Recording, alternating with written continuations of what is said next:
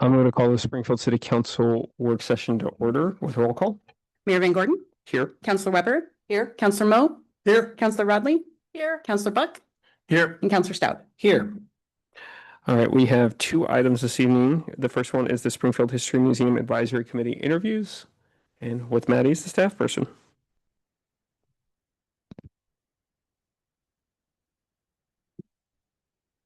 Hello, Council and Mayor Van Gordon. I am Maddie McGraw. I'm your museum curator. And we have two interviews scheduled for tonight. I'm going to read, this has been a long process, so I'm going to give you guys the background again.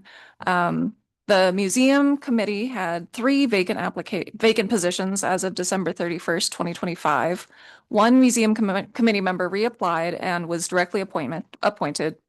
Two applications were received for the remaining two vacant positions. One applicant was interviewed and approved at the March 9th, 2026 work session. And a third applicant had this committee as his third choice and then was added for interview by council. And so tonight on the schedule, we have two interviews, and I believe only one of our interviewees is here currently. Have we contacted the second person? Are we expecting them? We have contacted them, but haven't heard anything back. Okay, then we will start with the first interview and see where we go from there. All right, so I'll introduce you to Michael Aguilar.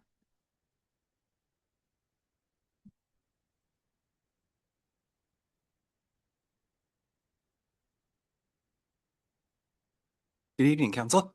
Hello. Thank you for having me. Welcome to City Council. Why are you interested in serving in the museum committee? So I am new to Springfield, Oregon. I moved here from Salt Lake City, Utah, to accept a role in nonprofit work back in December.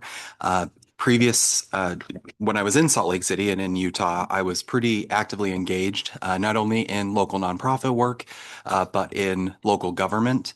And I find that that's where local government, and then as a result of that, local boards and commissions, of which the Springfield Museum would be a part of.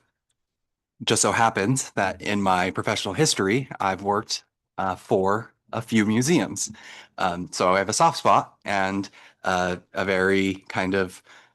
have some experience in that space. And so as I was looking at the opportunities available for service, because I'm new to town and I'm trying to get my feet wet and I've come to love Springfield in my very short period of time, I decided that because I have the experience in Salt Lake City, both working in nonprofit, both in building and sustaining relationships in government, and then working as a result of that in the museum world, that this opening, being as it is, I could add, I believe, some value to the work that needs to be done. So that is why I'm interested. The Springfield Museum has a rotating exhibit space. One of the roles of the committee is to make recommendations for exhibits and programs. Can you give us an example of an exhibit you might recommend? Yeah, currently, so I would love to do a deep dive on the archive of rotating exhibits, but there is a current so I'm a professional fundraiser. You might like that, you might not like that, because you never know I'm going to ask you for money. But Union Pacific is currently requesting solicitations for funds up to, I believe, like $30,000. Springfield is listed as one of two cities that could apply for funding through their Community Ties program. Eugene is the other one that could apply. So there's $30,000 on the table with Union Pacific that there could potentially be a partnership there. I would think that an exhibit around the history of the railroad here in Springfield, or a revamped exhibit on the history of the railroad or the future of the railroad, would be a wonderful opportunity for us, and one that we could collaborate on with Union Pacific to secure funds to make that happen. And how do you think the work of the Springfield History Museum improves our community? I think museums in general, they allow individuals to take a step into the past to know, and this kind of, I mean, I don't mean this to sound very cliche or cheesy, because I know everybody's like, oh, you need to know the history to understand the future. Having worked in the museum spaces for a significant portion of my life, I truly believe that by immersing yourself into culture, you're able to more fully understand the world around you, make more informed decisions, and understand people more fully. It opens your eyes. And so for, I think, Springfield, not only our residents or the residents of Springfield, but those who choose to visit us as a destination city, they have the opportunity to have their eyes opened to the wonderful impact that this city has had, not only on Oregon or on Lane County, but on America, as we were celebrating 250 years as a country. So I think that that's what is truly an opportunity of value for this organization. All right. That was the last question. Great. Thank you so much. Thank you. Councilor Rodley. Since Maddie's coming up, I'll ask some clarifying questions. If I remember correctly, and I didn't go back and look, the person who didn't show tonight also didn't show the last time. That's why we kicked this ahead so that we I could think, include yeah. them. Okay. Yes. And then there was another person that we interviewed last time, I think, who was That would have willing. been Marta. Yes. Bridget? Oh, Bridget, thank you. yes. See, people would know, because I wanted to make sure I've got everything Mhm. in the thing. So they were willing to interview last time in addition to tonight. Okay, that's all I needed. Okay. So could you help us? How many appointments do we need to make? Is it one or two? I think it's just one for tonight. Yes. And so then effectively, it's between Bridget and Mr. Aguilar. Yes. Okay. Does anybody want to start with their preferences? Counselor Buck? I really appreciate how difficult you guys keep making these decisions on us. And I appreciate very much Bridget brings to the table. I think my inclination would be for Mr. Aguilar based on, his experience and enthusiasm and bringing a fresh perspective. So that would be my inclination. Anybody else? Counselor Stout? I'm also with Mr. Aguilar. I'm a huge rail fan. Love the idea. Counselor Rodley? I'll go with Mr. Aguilar as well. All right. Counselor Weber? Mr. Aguilar for me too. Mr. Aguilar really presents himself well. I wish I could do that, but I'm for him. All right. Well, I think it's Mr. Aguilar. And will you set it up on the next regular meeting so we can confirm it, please? Thank you. Thank you. Next thing is wastewater and stormwater user fees for fiscal year 2026 through 2027.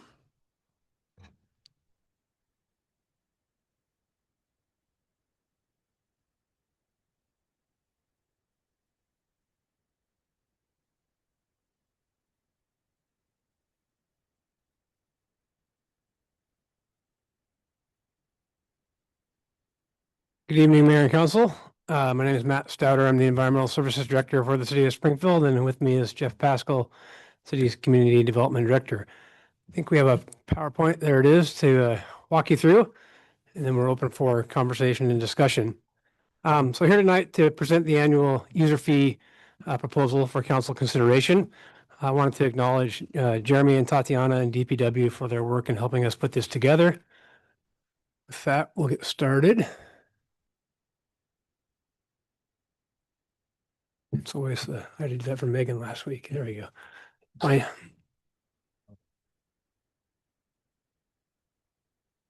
Okay, we'll walk through with you the overview on revenue goals, a little bit about our discharge permits, talk about the systems that we are going to be going over tonight, our programs, and then the challenges associated with those programs, and then get to ultimately the rates, which everybody wants to talk about.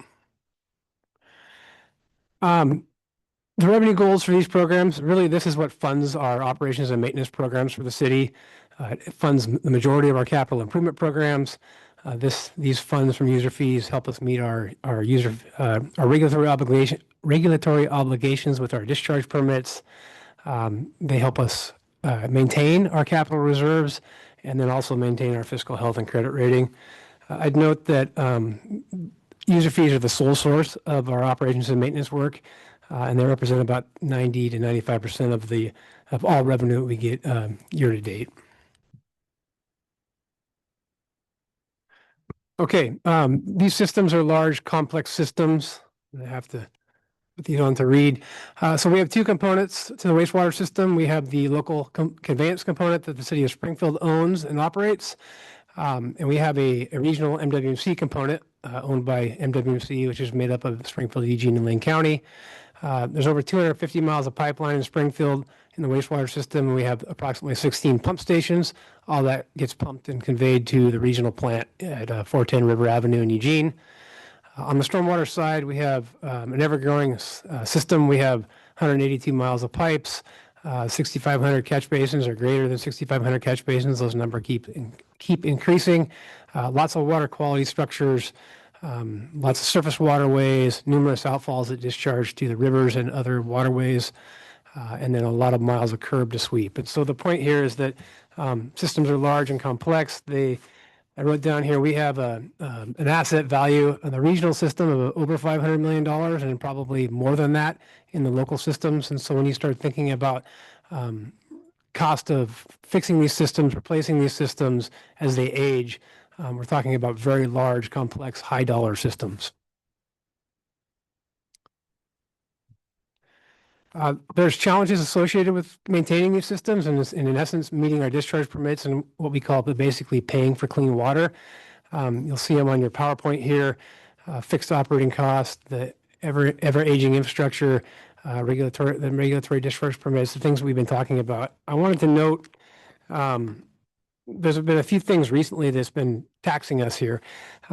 Sustained high level cost inflation is impacting not only personnel services, but things like materials and services, chemicals we need to purchase for these systems. There's been significant financing volatility at the federal level and at the state level that's been causing us challenges.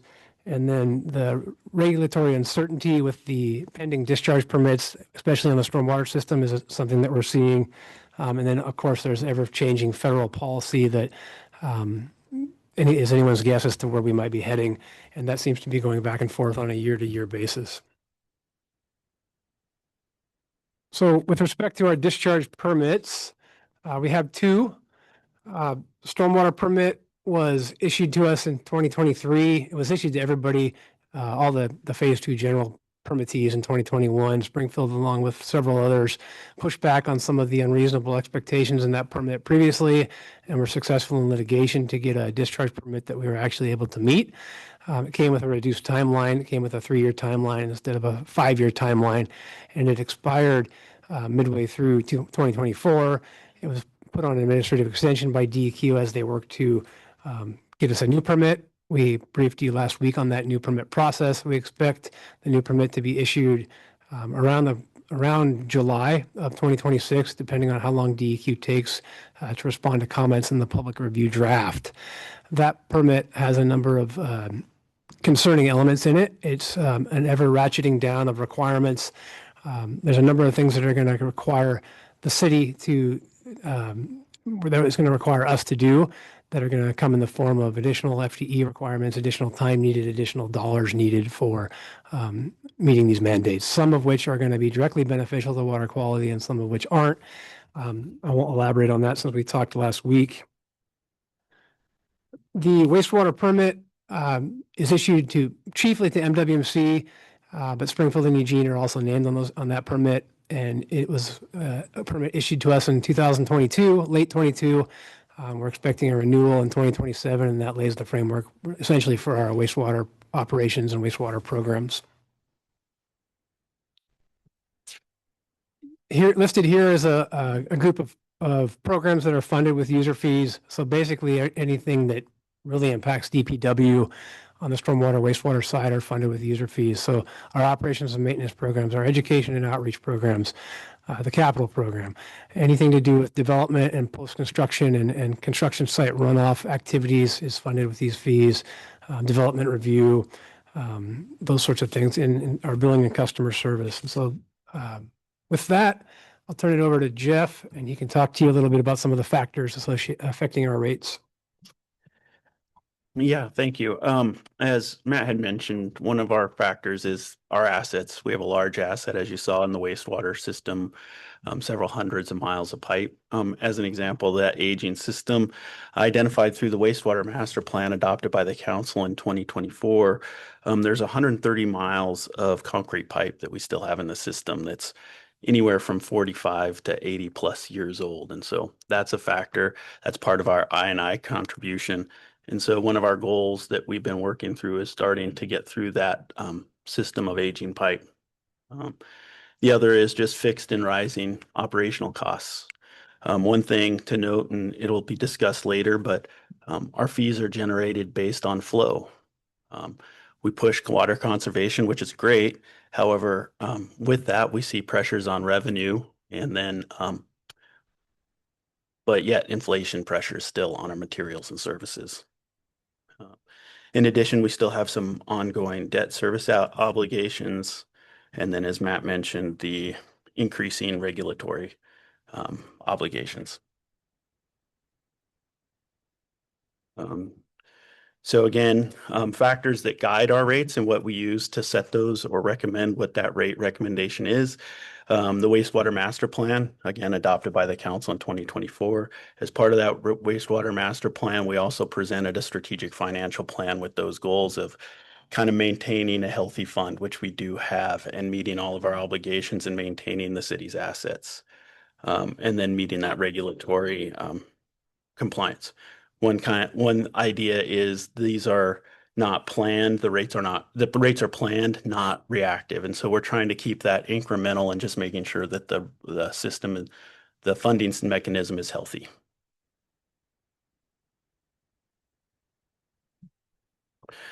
So here you see, this is just a comparison regionally. It's a point in time. It's a survey done in the end of December, and what it shows is based on the rates that were adopted by the council as part of the FY26 budget, where we compare to our regional other agencies within the region, and in the city's kind of city of Springfield's kind of right in the middle, just below the average.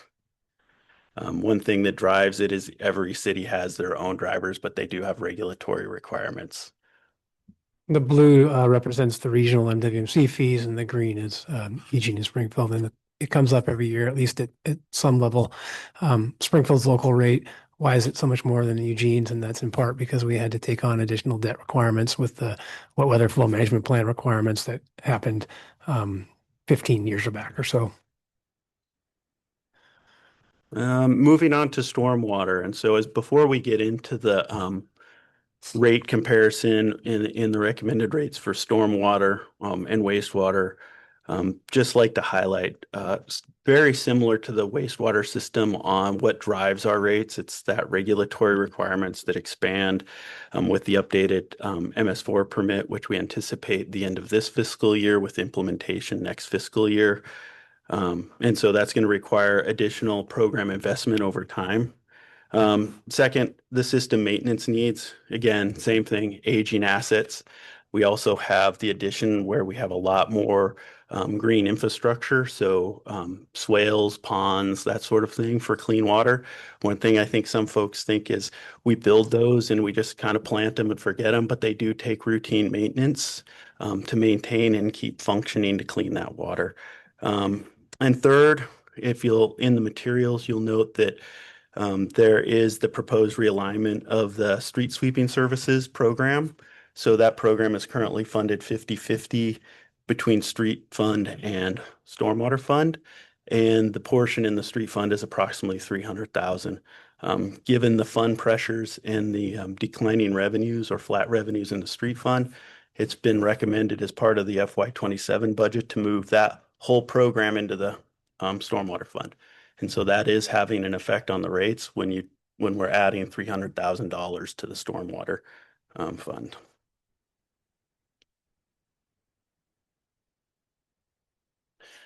Similar to the wastewater, this is the rate comparison and where how we compare to other agencies within the region.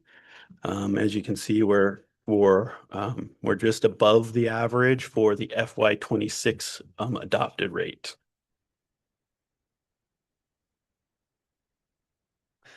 I don't know if it's good or bad, but if you look back at past years, Springfield was much further to the left on that graph. And although we've had rate adjustments each year, ours have been lower than other communities, and we've actually shifted to the right. When you're bounded by two rivers like we are and have the mandates we have from the state, it costs a lot to provide these stormwater services. And then, so what you see here is this similar to the material you have in your packet. So the recommended rate adjustment for FY27 budget is 5% in the local wastewater services and 5% in the local stormwater services. And the total impact is about $2 or is $2.31 on the average residential bill.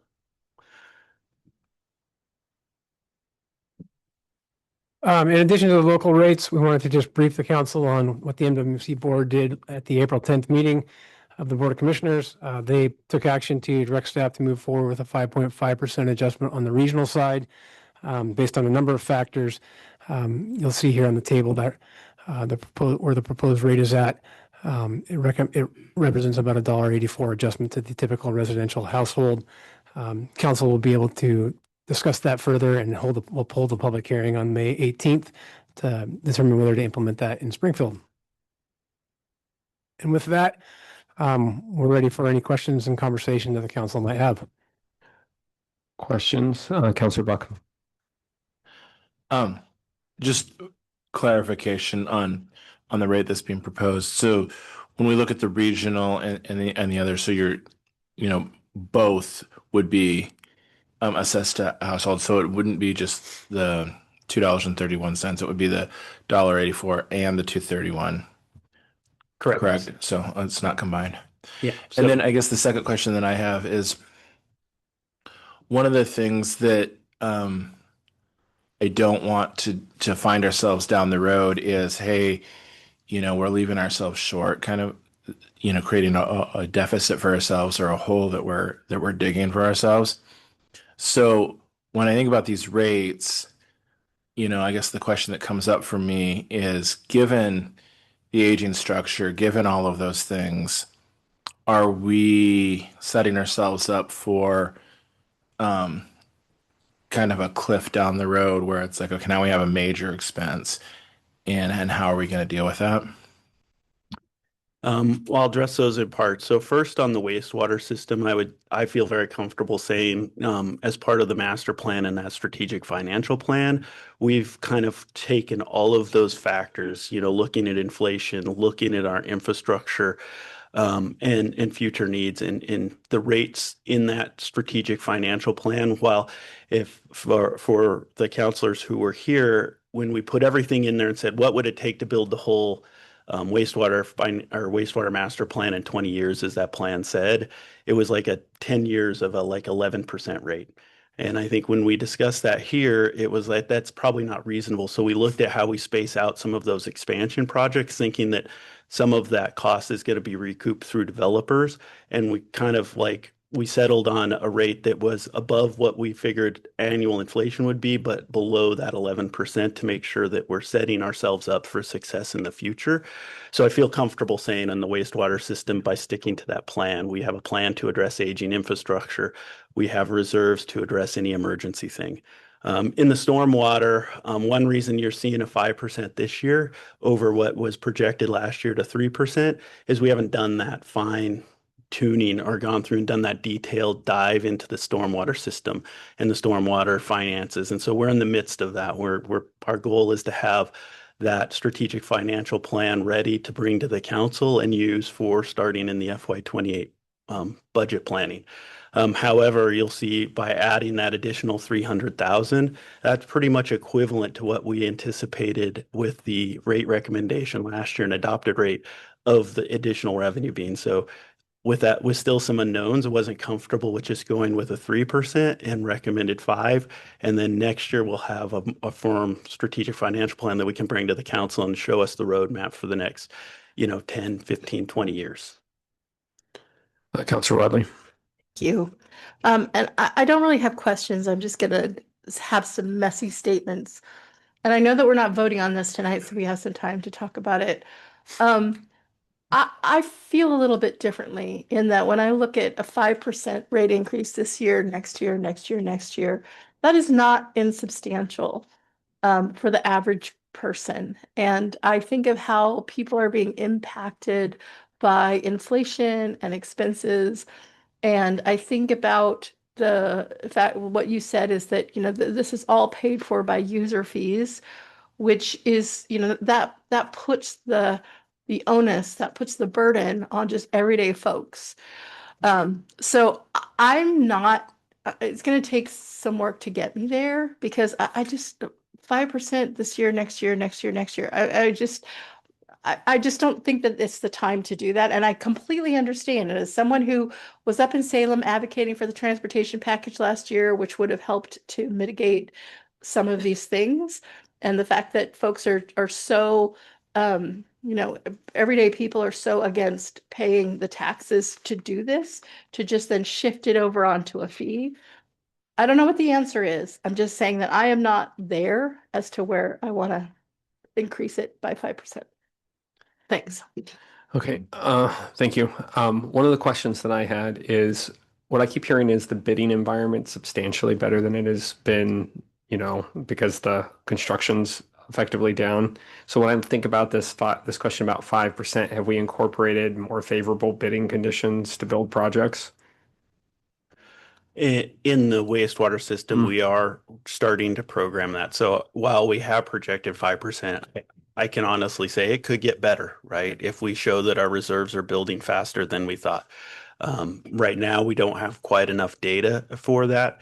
And in looking ahead at some of the large projects we have and potentially speeding those up. But yes, we are taking that into account. On the stormwater system, we're not there with our kind of big deep dive into the stormwater system financially. And so we're not quite there to make any of those sorts of predictions.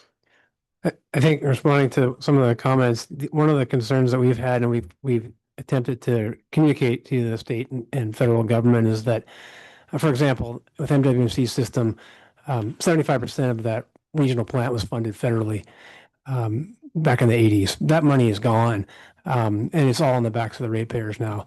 And with the current administration, they're even looking at cutting more programs like WIFIA and the Clean Water State Revolving Fund.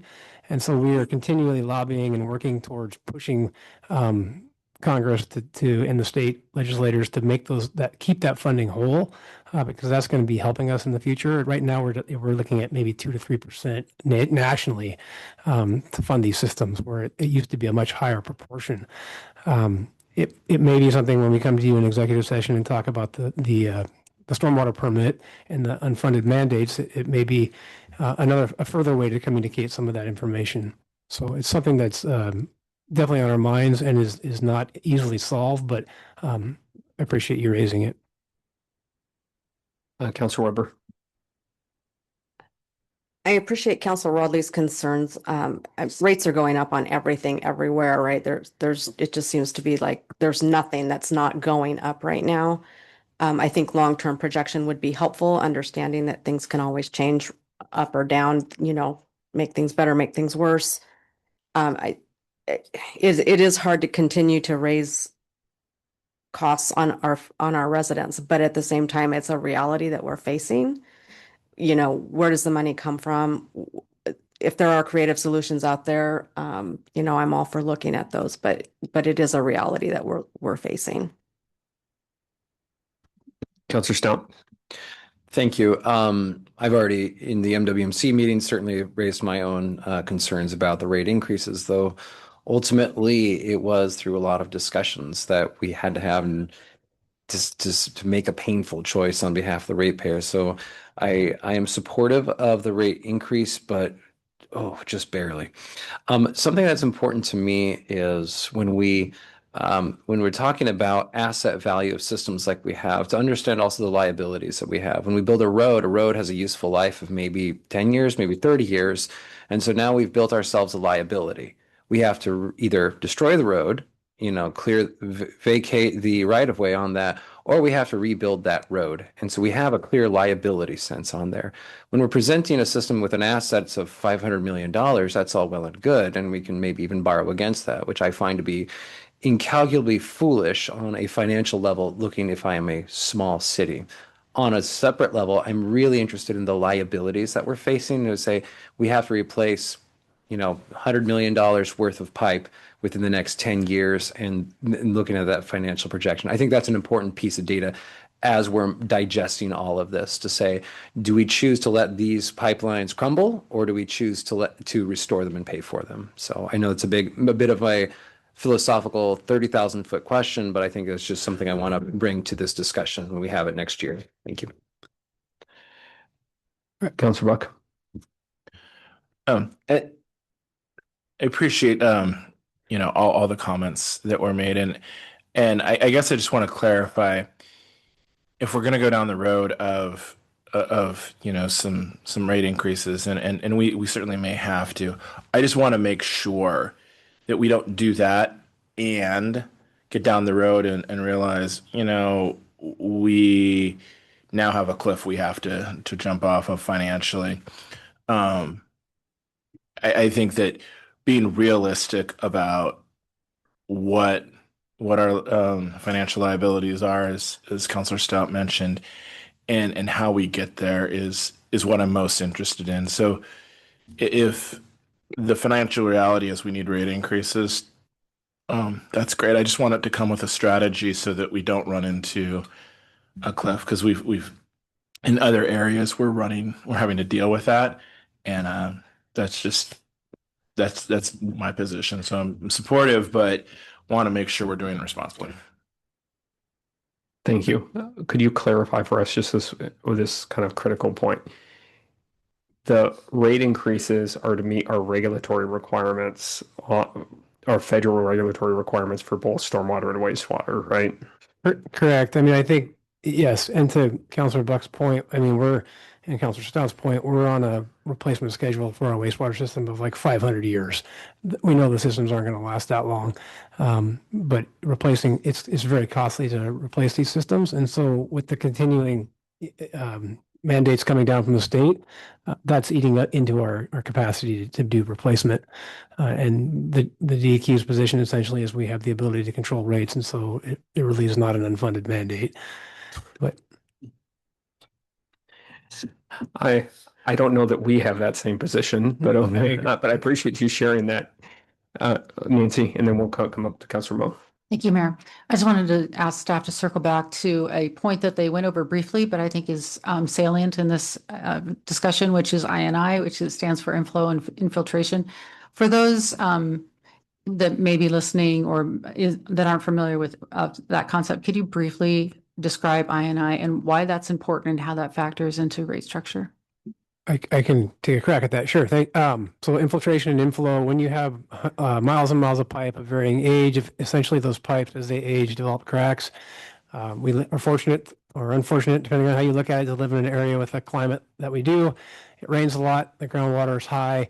As the groundwater table comes up, pressure builds, water comes into those pipes, and it's then being conveyed to the region. It has to be conveyed, pumped, and treated at the regional plant. So we do abatement of that in the local systems to try to slip line and do other means to limit intrusion of water into the pipes.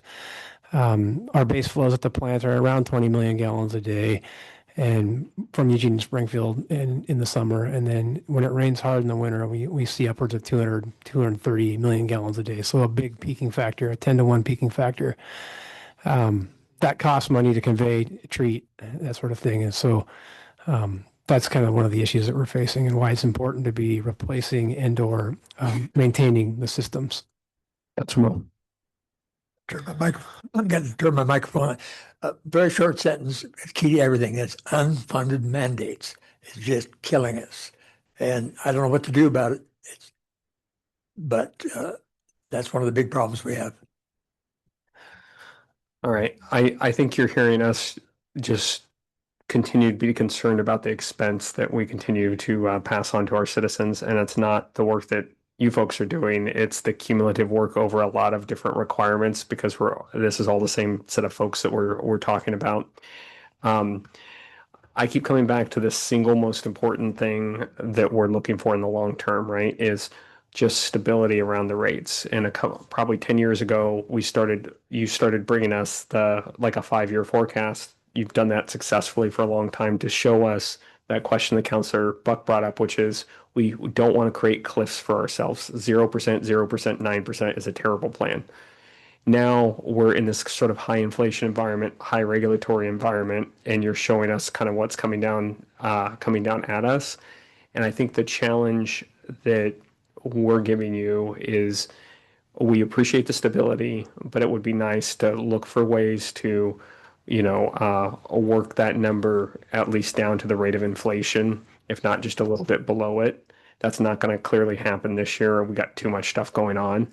But as we start thinking about what our future years are, just continuing to look at those out years and looking for stability in places where we can find ways to slow down the rate of increases would be meaningful. Does anybody have anything else? Nancy. Sorry, just to clarify, the I&I issue is important because it's something that you don't really see.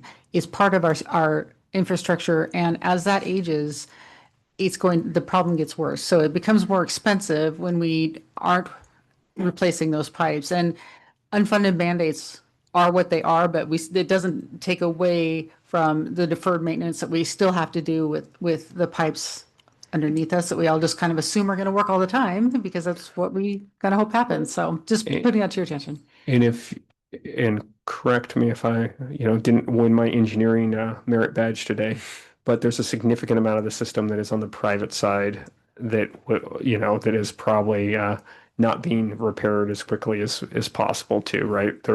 It's not just the public system; it is the one that sits on our residences that is creating this I&I issue. It's both. Yeah. Yeah. But there's a fairly substantial portion in the public system, but it tends to, if you correct the public system, the water tends to migrate upwards, not always. And you still have some issues to deal with, but we're seeing when we were investing more heavily in I&I abatement, we were seeing flows at the plant on an annual basis and on a winter basis maintain.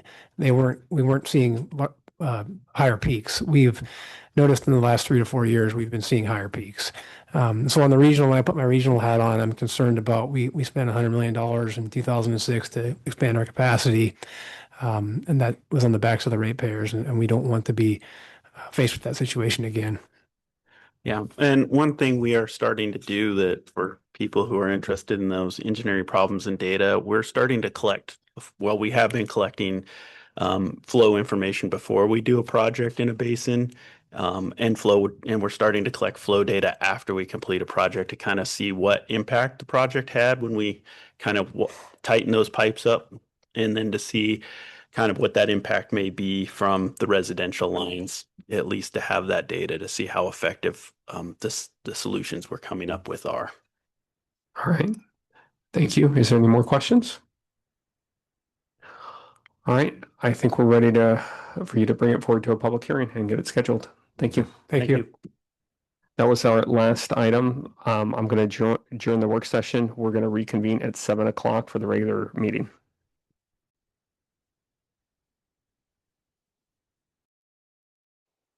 Everybody, there's still a couple of seats up front if you're looking for a seat, and I can see some gaps around the edges if you're looking for some place to sit down.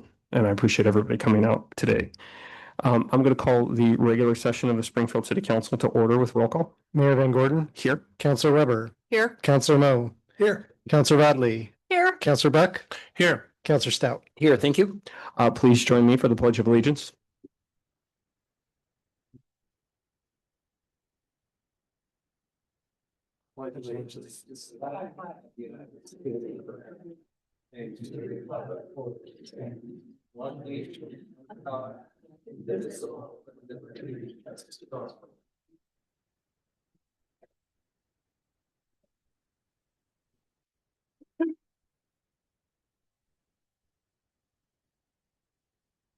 There are 2 times designated for public testimony this evening under public hearings and business from the audience. If you're attending in person, please complete the request to speak card located at the front of the council chambers and turn them into the city recorder. If you're joining us online with a tablet, smartphone, or computer and wish to speak at either of those times, please use the raise hand feature in Zoom. The order of public testimony is as follows: anyone in person in the council chambers, and then anyone who has raised their virtual hand. First item, please. Mayor, you have 4 proclamations this evening. The first item is May is Bike Month proclamation, and this is your item. Thank you, and I appreciate everybody's patience with this. I've got 4 items, and I will read them very quickly. As we go into April and May, it's a very busy recognition moment, so we're going to have folks in here take a picture, and then we'll get on to the public testimony. The first one is the May is Bike Month. Whereas the bicycle is an economic, healthy, and convenient form of transportation and an excellent tool for enjoyment of Springfield's scenic beauty. And whereas through the month of May, Springfield residents can experience the joy of biking and support the local economy by biking to nearby shopping and dining. And whereas the city of Springfield and Safe Routes to Schools are promoting a greater public awareness of bicycle operation and safety improvement, safety to improve health and safety for everyone on our streets, I, Sean Van Gordon, Mayor of Springfield, proclaim May 2026 as Bike Month in Springfield, and I challenge Springfield residents to get out and ride on our regional paths to visit a local business by bike during the month of May. So.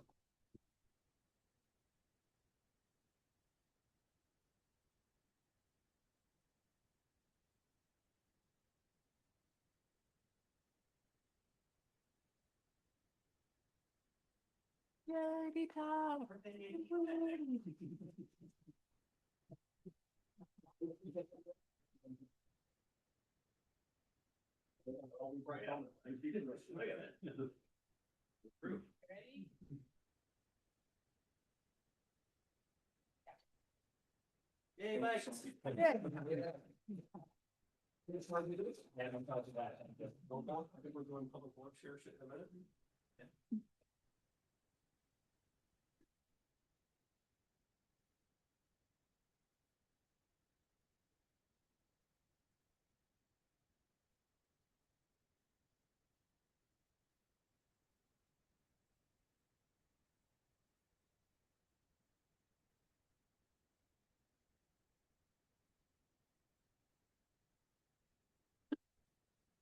All right, the next one is National Public Works Week. And this year the motto is rooted in service, empowered by the community. Whereas public works professionals focus on infrastructure, facilities, and services that are vital to sustainable and resilient communities, as well as public health, high quality of life, and well-being of the city of Springfield. Whereas these infrastructure, facilities, services cannot be provided without the dedicated efforts of public works professionals who are engineers, managers, employees at all levels of government and the private sector responsible for building and improving and protecting our nation's transportation, water supply, water treatment systems, solid waste systems, public buildings, and other structures. Whereas the 2026 marks the 66th annual Public Works Week sponsored by the American Public Works Association. Therefore, I, Sean Van Gordon, designate May 17th through 23rd, 2026 as National Public Works Week. The Public Works folks down here.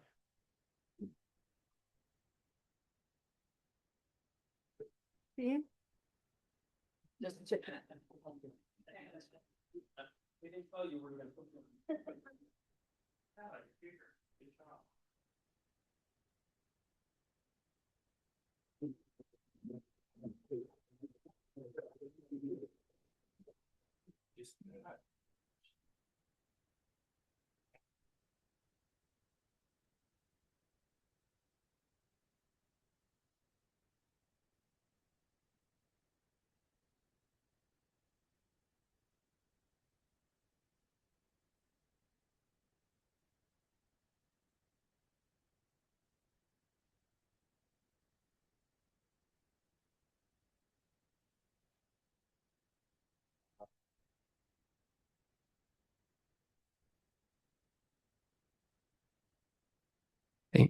Do we have the building safety folks here too? Okay. Oh, it's packed. I just wanted to make sure you were here. All right. So the next one is the Building Safety Month proclamation. And whereas the city of Springfield is committed to recognizing that our growth and strength depends on the safety and essential roles of our homes, buildings, and infrastructure, both in everyday life and when disasters strike. Whereas our confidence in the resilience of these buildings that make up our community is achieved through the devotion of vigilant guardians, building safety and fire prevention officials, architects, engineers, builders, tradespeople, design professionals, laborers, plumbers, and others in the construction industry. Whereas modern building codes include safeguards to protect the buildings from hazards such as hurricanes, snowstorms, tornadoes, wildland fires, floods, and earthquakes. And whereas Building Safety Month is sponsored by the International Code Council to remind the public about the critical role of our community's largely unknown protectors of the public safety, our local code officials. Whereas each year in observance of Building Safety Month, people all over the world are asked to consider the commitment to improve building safety, resilience, and economic investment. I, Sean Van Gordon, Mayor of Springfield, proclaim May 2026 as Building Safety Month, and I encourage our community members to join us as we participate in Building Safety Month activities.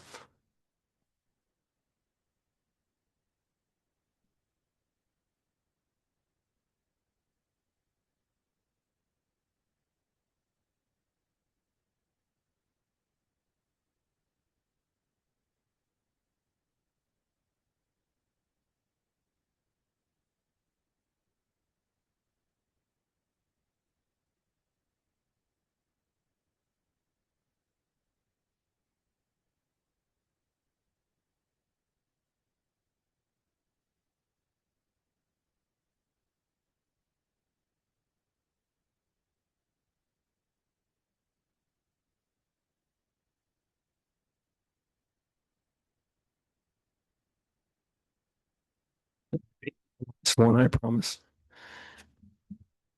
This is the National Library Week 2026 proclamation, which is April 19th through 25th, 2026. Whereas libraries spark creativity, fuel imagination, and inspire lifelong learning, offering a space where individuals of all ages can find joy through exploration and discovery. And whereas libraries serve as vibrant community hubs, connecting people with knowledge, technology, resources while fostering civic engagement, critical thinking, and cultural enrichment. Whereas the libraries provide equitable tools such as access to books, digital tools, innovative programming to ensure that all individuals, regardless of their background, have the support they need to learn and thrive.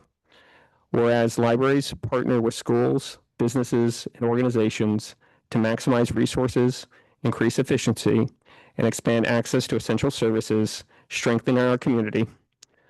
Whereas libraries nurture young minds through story times, STEM programs, literacy initiatives, fostering creativity and the love of learning that lasts a lifetime. Whereas libraries protect the right to read, think, explore without censorship, standing as champions of intellectual freedom and free expression. Whereas libraries, librarians, library workers across the country are joined together to celebrate National Library Week under the theme Find Your Joy. I, Sean Van Gordon, Mayor of Springfield, proclaim the 19th through the 25th as National Library Week. During this week, I encourage all residents to visit their library, explore its resources, and celebrate the ways that libraries help our communities.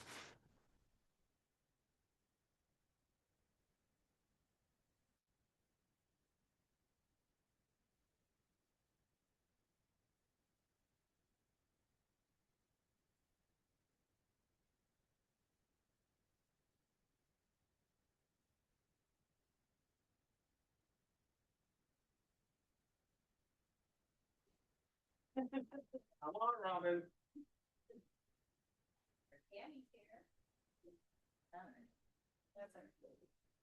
Gotta wait for Robin.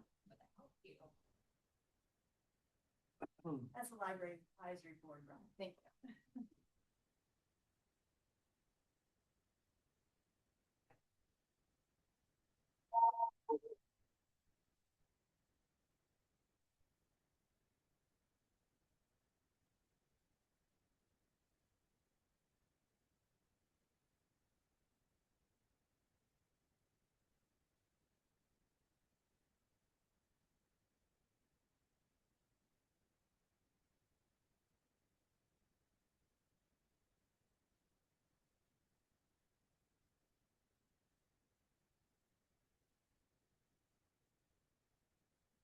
Next item, please. Next item is the consent calendar.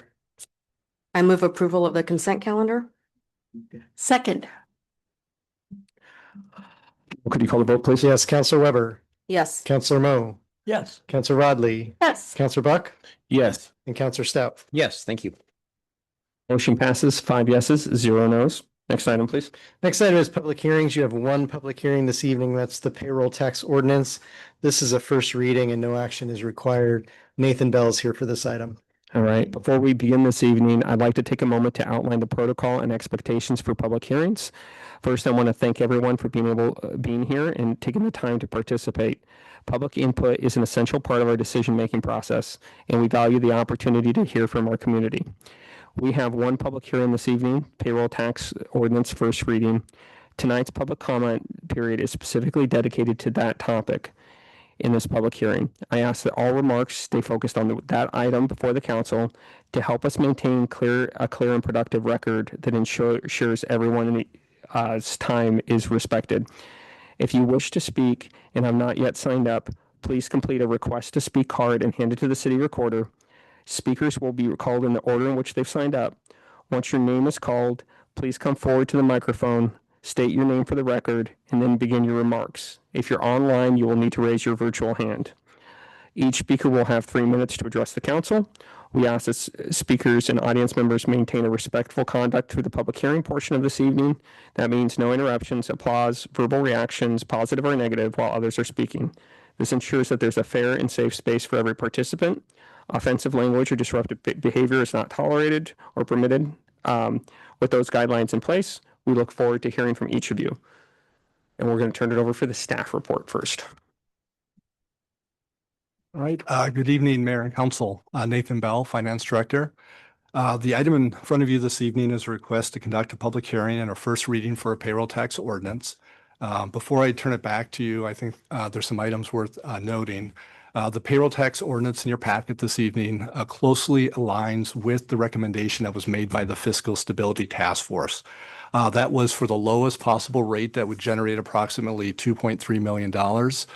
The rate in this proposed ordinance is 0.1% or 0.1% paid by both the employer and the employees.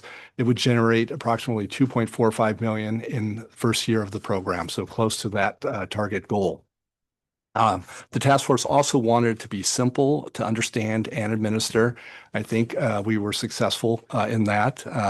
Limited exclusions, that was a little more challenging. It does include some exclusions. Primarily, it excludes health insurance premiums as well as flexible spending account contributions. But they won't have a significant impact on the revenue generated from the program. And then lastly, strong guardrails. This payroll tax ordinance includes guardrails with a rate that's established by a council adopted ordinance, which means it can only be changed by another council adopted ordinance. No rate increases for a minimum of 3 years. Annual reporting to both the public and the council. Revenues accounted for in a separate fund, so this is going to allow for greater transparency and formal review after 3 years for the efficacy of the program. I think one other thing I want to note on this is, and it was talked about in the Fiscal Stability Task Force, but we haven't talked about it a lot since. One of the considerations of the Fiscal Stability Task Force was for the city to expand its revenue sources.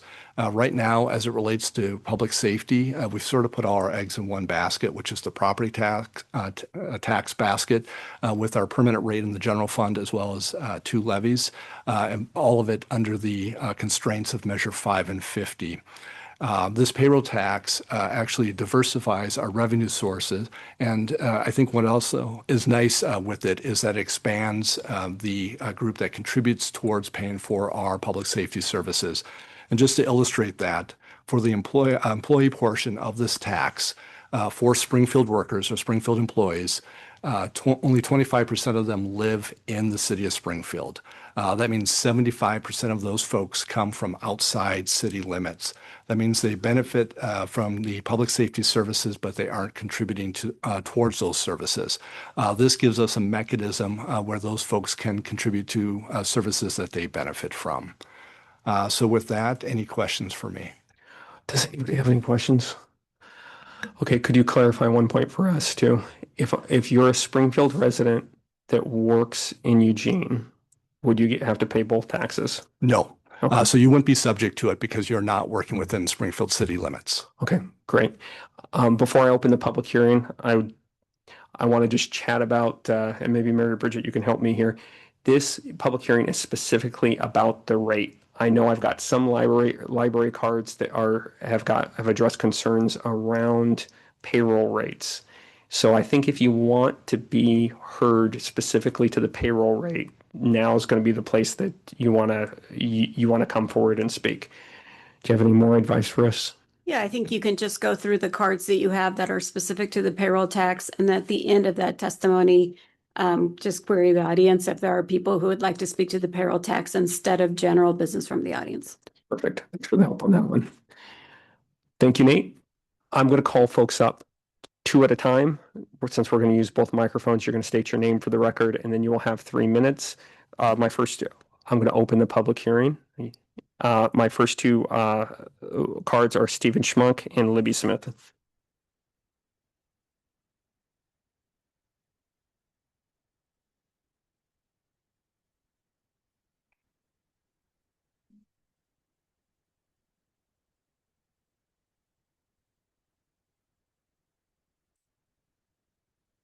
All right.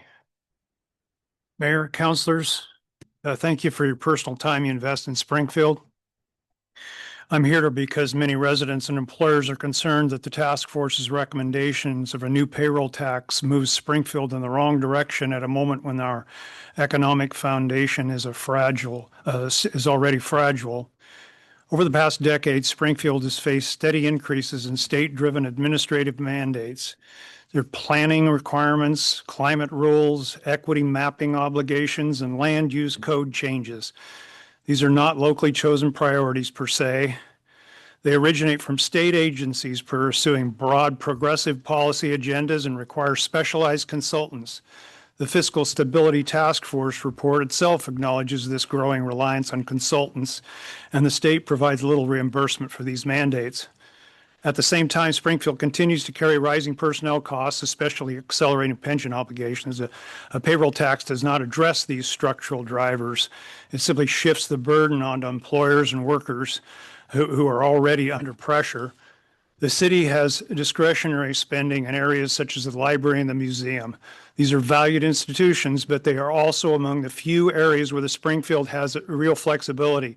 Before asking residents and employers to pay more, the city should evaluate these programs and let voters decide whether something like a library levy has support. Layered on top of all this, there are broader statewide economic climate. Businesses are facing rising regulatory requirements, compliance burdens, and labor costs. Many employers feel that the policy environment is becoming increasingly difficult for commerce and job creation. And we are seeing that job creators and working families are leaving Oregon, and adding to a local payroll task risks accelerating that trend. A tax on wages sends the wrong signal at a time when Springfield needs to retain and attract jobs. For these reasons, I urge the council to reject the payroll tax recommendation. Springfield taxpayers don't need another tax on employers and families struggling in the Oregon economy. Thank you. Thank you. Good evening. Could you hit the button and it'll go green? Thank you. Here we go. Good evening, Libby Smith. Thank you for your time, Mayor and councilors and all of you city staff to be here this evening. My name is Libby Smith. My husband and I own a business in Springfield. He can't be here tonight because he's coaching our son's baseball team. We already wrote a letter to the mayor, councilors, and city manager, mainly about the negative impacts that proposed city payroll tax would have on our business. But I also want to come and speak about the personal impacts of the proposed payroll tax. My husband and I are raising 3 young children, and I can say personally that every dollar counts, especially to those of us trying to raise children or who have dependents. Most schools have had to drastically cut back enrichment programs and school-sponsored sports, which has impacted our kids. These dollars that you're considering taking from us are the ones that allow us to pay for music lessons, dance classes, or to put our kids in sports programs, or send them to summer camp, or for someone to help pay for their dependent care. It costs hundreds of even thousands of dollars a year, in some cases, to participate in these activities or to pay for dependent care. Think about the single parents where every single dollar counts and they may or may not receive any other support or assistance. They may have to choose between necessities or extracurriculars. Every single person and family is struggling to pay for rising housing costs, which in general have become unaffordable. Astronomical grocery bills and utilities, expensive gas and skyrocketing healthcare costs, unaffordable daycare and dependent costs, to name a few. This will hurt us all. Any extra money you take can be the difference in someone affording to remain independent or needing assistance. Your vote to pass this tax could be making people choose between healthcare or simply paying their bills. Our employees have already been hit with the PFMLA tax in the last several years, and that has hurt us as well. We have yet to even have an employee use that program, but we all pay for it. So do my husband and I. A new tax will absolutely make our business less viable and less attractive to potential employees. We even risk losing employees if this passes. We have already had to reduce staff and cut back hours based on some current economic challenges. This will only increase our burden. We need you to take a deeper look inside before you go outside seeking more tax dollars from citizens. Look at the library fund, look at parks and rec and city maintenance operations, look at your own city staff and see where you can make necessary cuts. Focus on efficiency. The public library is not a necessity. Schools have libraries and the majority of people are more concerned with access to internet than access to the public library. Reduce operational hours if necessary. Consider making the library or Willamette Lane a predominantly volunteer program wherever possible, and where you could offer free memberships or discounted books to those who volunteer. Citywide extracurriculars are not necessities. Being able to afford a roof over your head and healthy food and medical bills are necessities, and these will be negatively affected by this proposed tax. Thank you. Thank you. The next two cards I have are Paige Walters and Kai Fireside.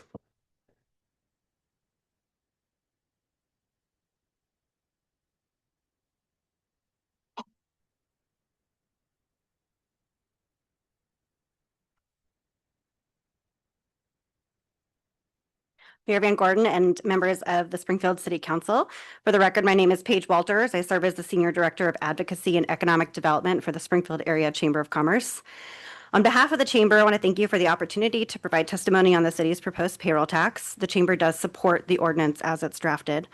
In December, we outlined key principles to guide any payroll tax proposal: simplicity, predictability, transparency, and clear guardrails for accountability. The ordinance before you reflects a meaningful alignment with those principles, including the shared rate structure, a dedicated fund, a defined period maintaining the initial rate, and a commitment to public reporting and review. We also appreciate the City Council and staff's engagement with the business community and the incorporation of that feedback into the proposal before you. Our support, however, is grounded in one key condition. It must be paired with a sustained focus on long-term economic growth. A payroll tax can help address immediate fiscal needs, but it's not a long-term solution. A city that can fund essential services is critical, but the level at which we set this tax will directly shape our economic competitiveness. That's why maintaining a measured approach, including the current rate, matters. Long-term fiscal stability will depend on expanding Springfield's economic base, supporting business investment, facilitating job creation, and ensuring the city remains competitive in attracting and retaining employers. A strong and growing economy increases revenue and reduces reliance on additional tax mechanisms over time. At the same time, businesses in Springfield are already navigating a layered and growing cost environment. You've just heard from a couple of them tonight. Within that context, even modest cost increases matter, particularly for small businesses operating on narrow margins. Any new tax should be implemented carefully to avoid unintended consequences like reduced investment or slower job growth. We've also heard concern about the potential for future rate increases. The ordinance's 3-year guardrail provides important stability, and maintaining that commitment will be critical to building trust. As you move into upcoming budget discussions, we encourage a continued focus on cost containment, clear prioritization of core services, and long-term strategies that strengthen the city's economic base. Thank you for your time and consideration. Thank you. For the record, my name is Kai Fireside. I know some people here are advocating for this tax to not exist at all, but it is absolutely necessary that we utilize this revenue stream to keep our city running. Furthermore, 0.1% is simply not sufficient. It dwarfs when compared to Eugene or other similarly sized cities. Some people have asked for a 0.01 percentage point increase, and I just wanted to run through some math so that we understand how small that is for any individual contributing, but how big an impact it would have on the city. So 1% is 1 penny per dollar. It's 1 out of 100. 0.1% is 1 penny per $10. That is 1 out of 1,000 pennies. And 0.01% would be 1 penny out of every 10,000 pennies. We're asking for 1/10,000th of the thing. And we're asking that you contribute that money to the library, which is an absolutely vital service that has already lost its teen program. It is apparently Library Appreciation Week, but we're looking at a library that's only going to be open 5 days. So next year, Library Appreciation Week will be a 5-day thing and not a 6 or 7 day thing. In the past 10 years, more businesses have opened than closed in the state of Oregon. We are not unfriendly towards business. We need this income. And the 3-year stagnation is absolutely ridiculous. The economy is so unpredictable. You cannot tie your hands for the next 3 years that way. I think that's ridiculous. Thank you. Thank you. Tammy English Drew.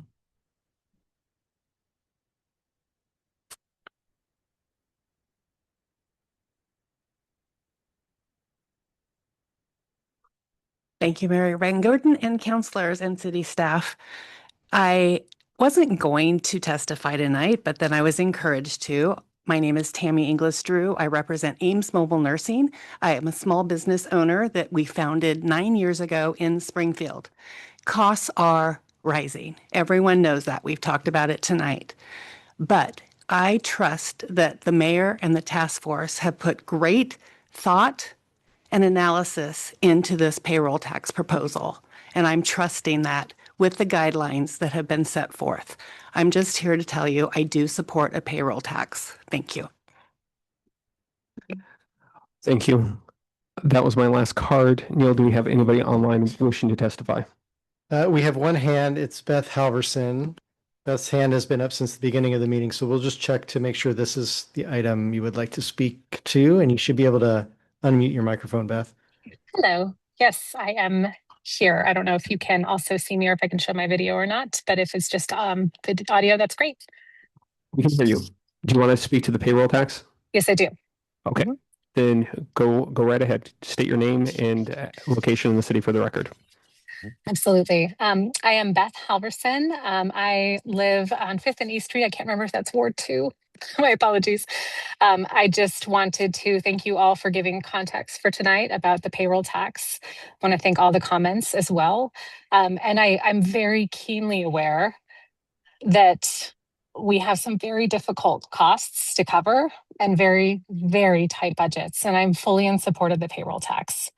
I know that I'm speaking from a place of privilege because I know every dollar counts with every one of my good friends and with a lot of the clients that I work with in mental health. And I am fully respecting that. I definitely see that.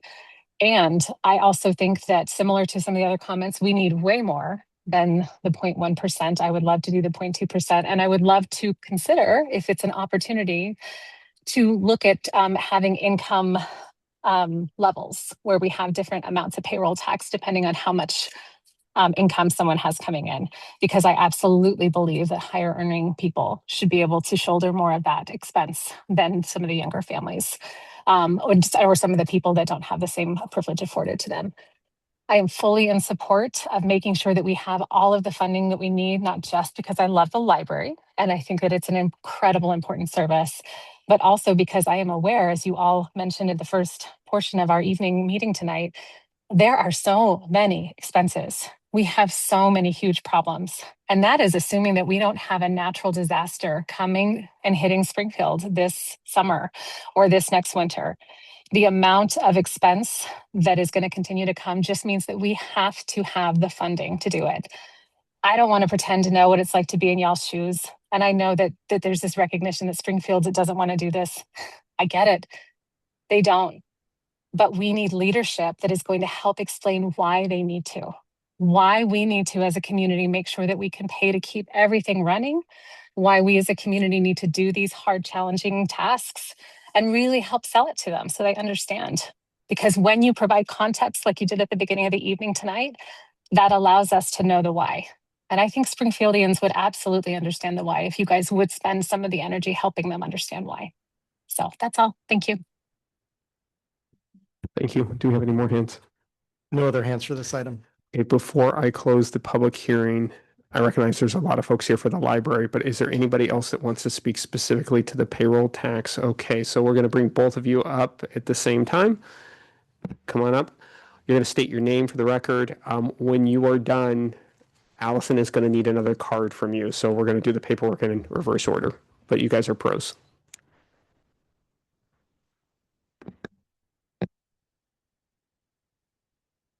Thank you. My name is Mary Harwood, and I did come here to speak initially about the library, but also about the payroll tax. So I've just adjusted my comments a little bit. I do support the premise of a payroll tax. Many of my coworkers live in other cities and work here in Springfield. I'm a teacher for Springfield Public Schools. Sharing the tax burden with people who earn their living in this lovely city makes sense to me. My concern is that the proposed tax isn't going to benefit the community enough to make this a wise move. Why have a tax increase that does not cover the expenses that the city actually needs to maintain services? Adding a payroll tax while reducing library services, for instance, is in effect providing this community with less benefit for more cost. That math doesn't work. Consider establishing a rate that will allow you to maintain essential public services like the library. Pivoting to a payroll tax that continues services has the potential to convert those, like many of us here tonight, opposed to library cuts into advocates for the proposed tax. Thank you. Thank you. Okay, thank you. My name is Nick Aguayo, and I just wanted to say that you've heard public testimony tonight about taking dollars away from families to pay for extracurricular activities to go to things like private music lessons. What they've proposed to you is to cut programs that are for all members of the community, including the library, which provides extracurricular activities. Their concern for private extracurricular activities in summer camp shouldn't take away money from services for all people who can't even afford summer camp in the first place. The city is stronger when we pool our resources together to provide services for all. Thank you. Thank you. All right, that is the last set of cards. If you could fill out one more card. Oh. I think you were in the business from the audience. Did you want to speak about the payroll tax?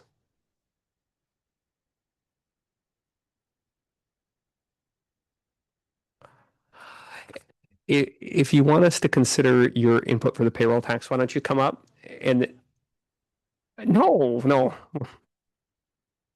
Okay, come on.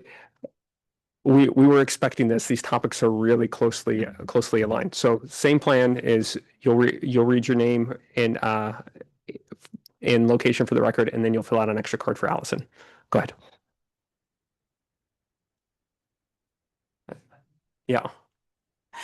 Thank you so much for your flexibility and for helping us out. My name is Kristen Curie, and my opinions are mine, not of my employer, which is the City of Springfield.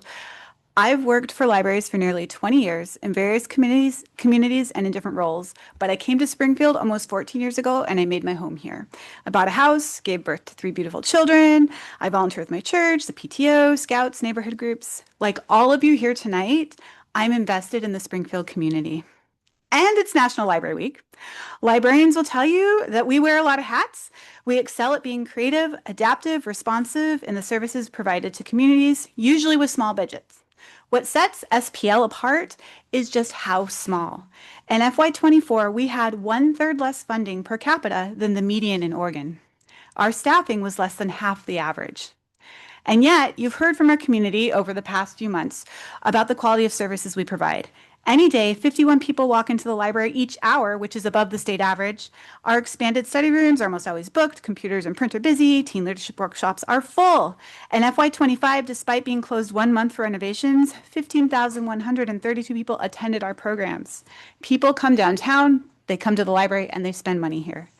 Despite being staffed at 44% of the median for Oregon, in 2 years, the library has had a 21% cut in staffing levels. We now have 1 person for every 3 staff at the average Oregon Public Library. You can't run our library this way. This level of cut will drastically reduce the level of service and quality of life for Springfielders, reducing the number of people who come downtown, who feel welcome, who want to live here. We're responsible fiscally, we make tough decisions, but our approach for too long has been making cuts. We're the little city that could, and we're proud of that.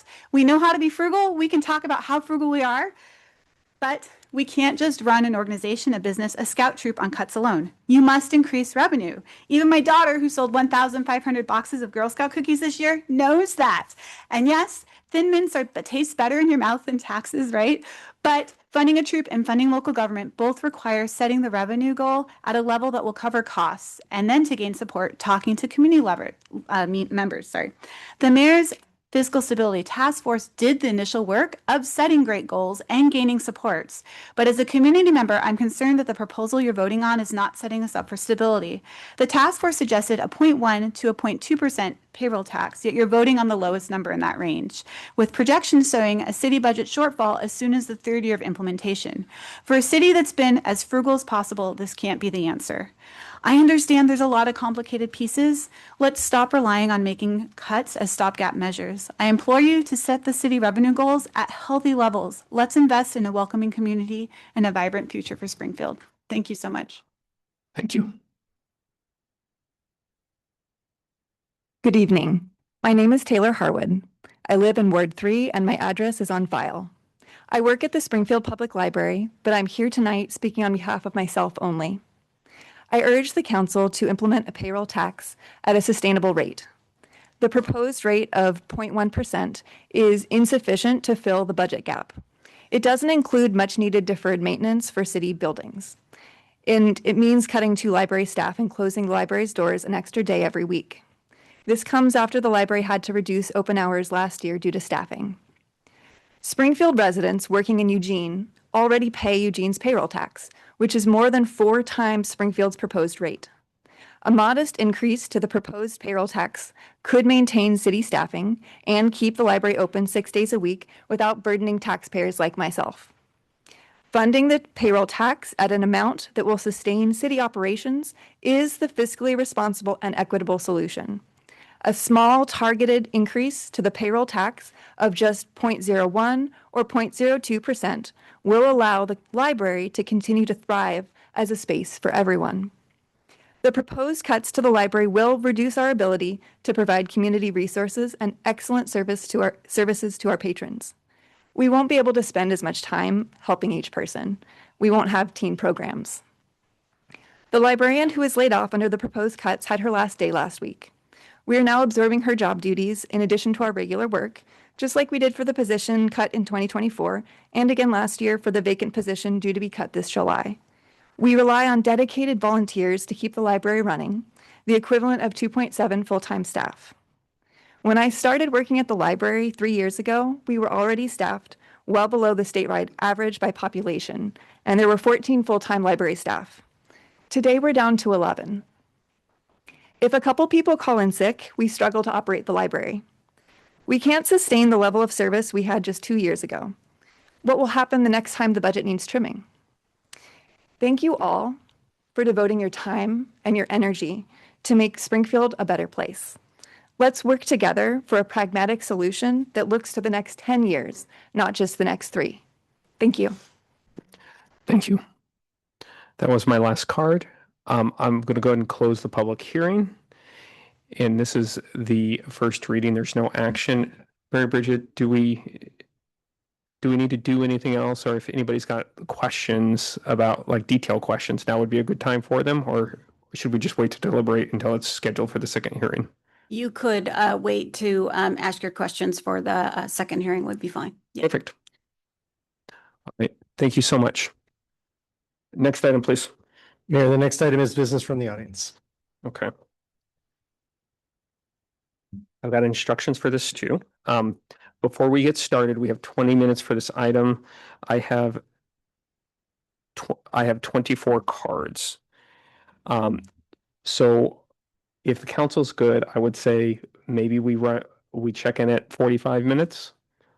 and see where we're going. We do have an item that other people are here for this evening.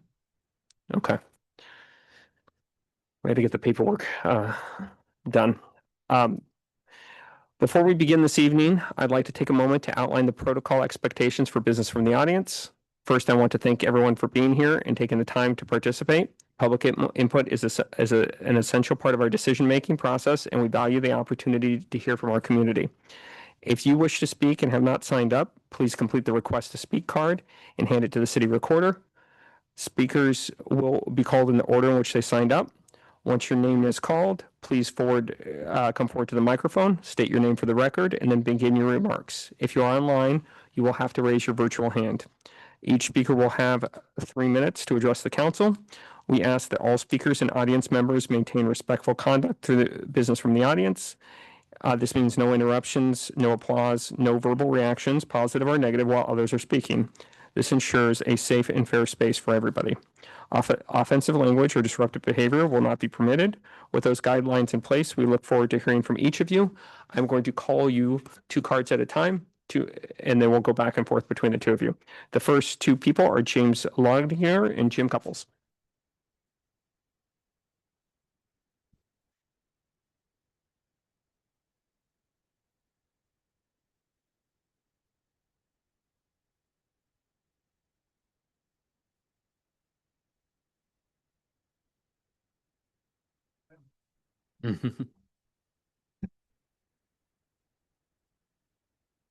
Good evening, Mayor and members of City Council. I'm here because I submitted a letter to the agenda on behalf of why I think Callie Ackland is the right choice for the Ward 4 appointment. But instead of reading that letter verbatim, I'd rather just talk to you for a couple of minutes on the reasoning behind that. So when you're looking at qualifications, I truly believe that Callie stands out. She's put in the time on the Planning Commission, which means she understands the work that's going to become before this body. She knows the decisions and the responsibilities that come along with that role. Not every applicant can say this. Some people, the first time that they've stepped in this room has been regarding this appointment to this body, and I think that's important. But I also think that this appointment is more than qualifications. It's about who gets to sit at this table up here and who gets to make decisions. Because the reality is that most of the people who end up in positions on city council, they tend to come from the same pathways. They have the financial flexibility to participate, and they're well connected with professional groups like the Chamber of Commerce or social groups like Rotary. And those are both great groups. They help our community. But I also want to remind you that that's not the deciding qualification for a city councilor. If you're choosing on the basis of who you're friends with or who you're in those groups with, it lessens the office and credibility. And if you do the opposite and choose the best qualified person, it does the opposite, and it builds credibility towards your office.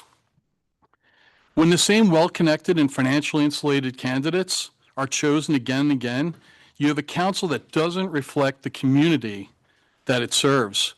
Right now, about 45% of Springfielders rent instead of own their own homes. It's 45%. There isn't a single renter here on the council. That's a huge gap in perspective, especially when housing is consistently said as a major issue. You don't have that lived experience that's making decisions on the city council. And I believe you're all trying to do your best, but I also think there's something that comes from life experience and living it and being there in the now that's important. Anyway, I just want to say there's one other thing that I think is important, and that's Callie's a veteran like me, and we talk a lot about supporting veterans, but this is a chance to actually back that up with action. So I want to just restate, I think Callie Ackland is the appointee with a different experience and perspective, and one that is strongly missed, not only on this council, but on more public bodies. Thank you. Thank you. Good evening, Mr. Mayor, council members. I'm Jim Longer, Ward 6. I have hired, trained, and worked with many dozens of young women and men over the past 50 years as business executive, business owner, and as leader of over 20 community-based nonprofit boards and commissions. A lot of good talent came and went, but I'd be hard pressed to remember any with the expertise, wisdom, leadership, savvy, and deep experience as candidate Callie Ackland has. For the past decade, Callie has been involved with a wide range of endeavors requiring initiating, planning, budgeting, training, leading, and business operating. Along with this impressive path, she has been honored and recognized and with awards for her skill and for her active leadership. Also evident is her strength in environmental sustainability, housing and rental justice, small business development, and community building. And attractively, Callie is a candidate from the millennial population who will add a new important dimension to the Springfield Council. Most impressive is the very beginning of her career as a naval cryptologic linguist dealing with classified intelligence and initiating and leading the development of a training program that qualified 20-plus interpreters for a high-priority operation. I have worked closely with Callie at the library over the past 6 months and have been impressed with her initiative, participation, and leadership, well beyond those of just a community activist, as some prefer to see her. I believe she would be an outstanding, active, and prepared City Council member. Thank you. Thank you. The next two cards I have are CJ Mann and Peggy Dame.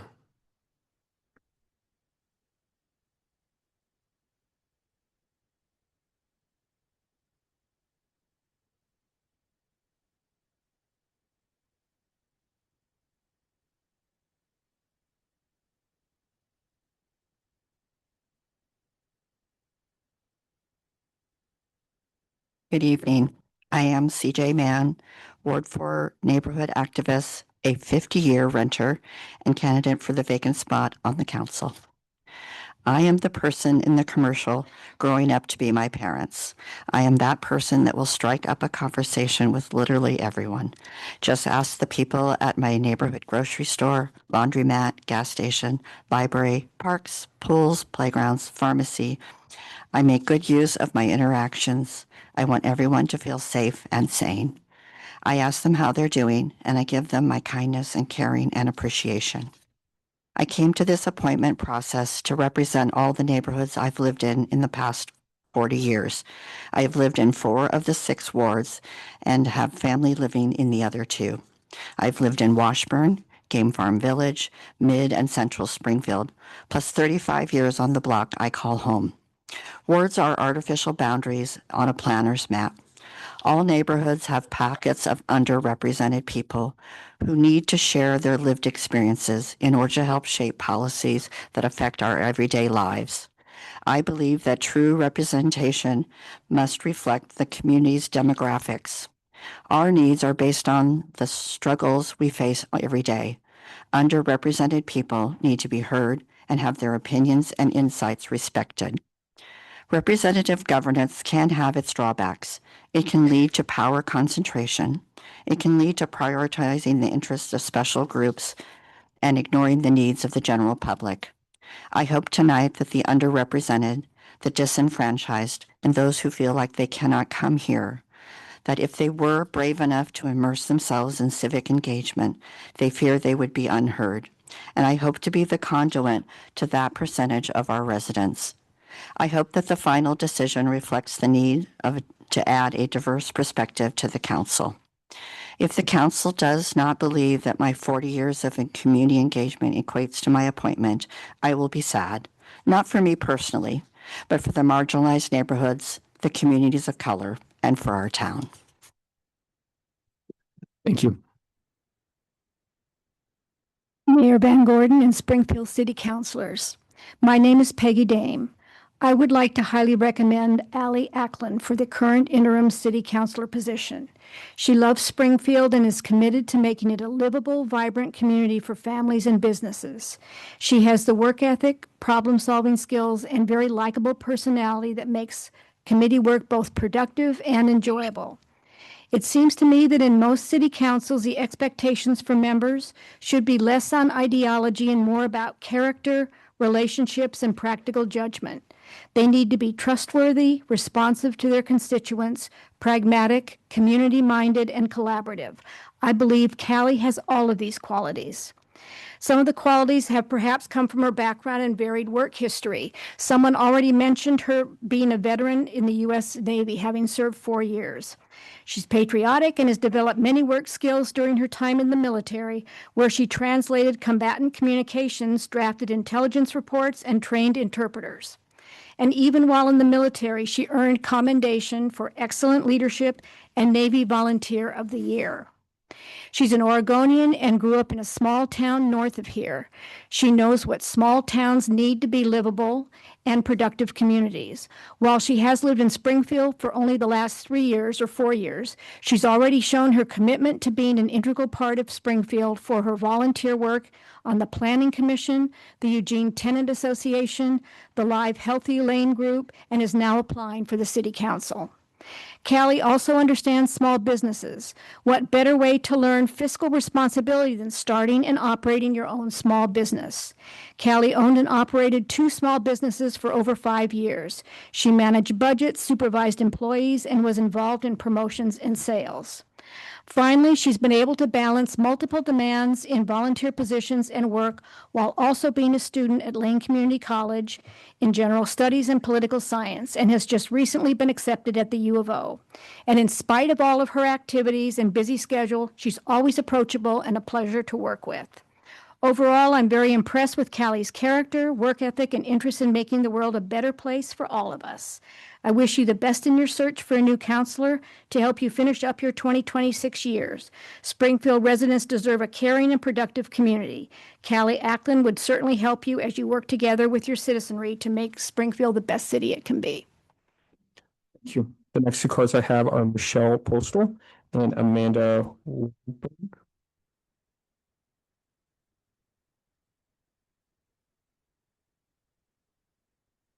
Okay. Thank you. Mayor Van Gordon, councilors, good evening. My name is Michelle Postal. I'm here before you this evening to respectfully request that you appoint Callie Ackland to the open city councilor position. My career was in marketing and administration for nearly 40 years. I've worked for a large national company, a medium-sized Oregon company, and a family-owned newspaper in Grants Pass. I was in management since 1986 until I retired in 2013. I had the privilege and the chore of interviewing, hiring, and yes, sometimes firing employees. I learned how to choose the best candidates. I often interviewed candidates 3 or more times because I wanted to see their more relaxed, authentic self. Because making a mistake in hiring has consequences, but hitting the mark has rewards. I've known Callie for a couple of years now, and I have to say I was impressed with her from the first time we met. We've worked together on a committee for the last year, and she has been the lead of that committee. She's always prompt, thorough, responsible. I've admired her ability to lead our group of 3 who are old enough to be her grandmothers. She has demonstrated attention to detail, integrity, enthusiasm, follow-through, and excellent communications with us. As she has told me many times, Callie possesses a sincere passion for this community, your community, her community. I see it. You must see it in her enthusiasm and her sincerity. Callie is a United States Navy veteran who served her country well. She's a volunteer in service to Lane County, a student with a strong work ethic, and an employee who serves others. Now, Callie is asking for the privilege to serve constituents by helping to address current issues while preparing Springfield for the future by supporting smart, strategic growth and development. If I were hiring, I'd hire Callie. My experience and my instincts tell me she's the right person for this position at this moment. Take her fresh outlook, her intelligence, her talents, and put them to work for Springfield.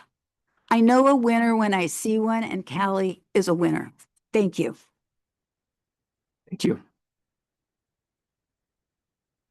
Should I go? Hi, ladies and gentlemen. Hello. Is that better? Yep. All right. Hi, ladies and gentlemen. A couple weeks ago, I came here with a proposal for a police oversight committee that would be run by civilians, preferably volunteers, to avoid corruption. I called the city manager's office to request that this get pushed further because I think it's absolutely necessary. There is a child trafficking problem here and in Eugene. I've had to make multiple police reports about the same stuff happening in the same places on repeat, and I don't make this stuff up. My reports contain video evidence, thermal imaging, blood stains, missing persons reports, vehicles with mismatched license plates. There's a quiz on the Department of Homeland Security website you can take for if you're able to recognize human trafficking or not. I get 100% on that quiz, and I'm studying criminal justice. And I was basically told by the Springfield Police Department that I would be arrested if I continue to report this. As a citizen, I have a right to report suspicious activity. And not only do I have a right to, I feel it's my duty. Because as a community, we need to look out for each other. We need to look out for each other's safety, especially those of the people that can't speak for themselves. And a lot of times they don't, because people that are in these trafficking situations, they're groomed, they're threatened, fear is instilled in them to teach them not to talk, not to speak about certain things. So if I see something that seems off to me, I feel an obligation to speak about that. And they've tried to weaponize crisis response against me, which I find disturbing because I'm going to play for you a clip. And this is from Jonathan Lockwood, who works for Kim Thatcher's office. You don't have to take my word for any of this stuff, okay? But basically, what he's talking about is the state is profiting off CPS pulling kids out of their homes, putting them in these residential facilities, and you're going to hear what happens there, but they're getting sexually abused. They're being made to make first responders uniforms. So maybe that's why they don't want me reporting it. I don't know. And I'm going to play this clip for you. And the last thing I'm going to say on my end is I feel like you guys owe not only me, but this community a response on this issue. Sorry. When I was working on the state's so-called foster care system, state custody system, child trafficking system, where hundreds of millions, if not billions of dollars is being profited on the backs of those kids. Oregon was taking kids out of homes. The secretary for the department under Kate Brown, Farabors, sat across the seat from me in Senator Thatcher's office, who I was working with, and told me, "You act like you were just taking kids out of homes." And I looked at him and I said, "That is exactly what you're doing." And I said, "You will address the senator with the rest of your questions." That's what they were doing. They were sending kids across state lines into psychiatric facilities with no human rights violations, including a rape room with blood smeared across the wall, kids getting. Next two cards I have are Fabian Gomez Hernandez and Mike Corvola.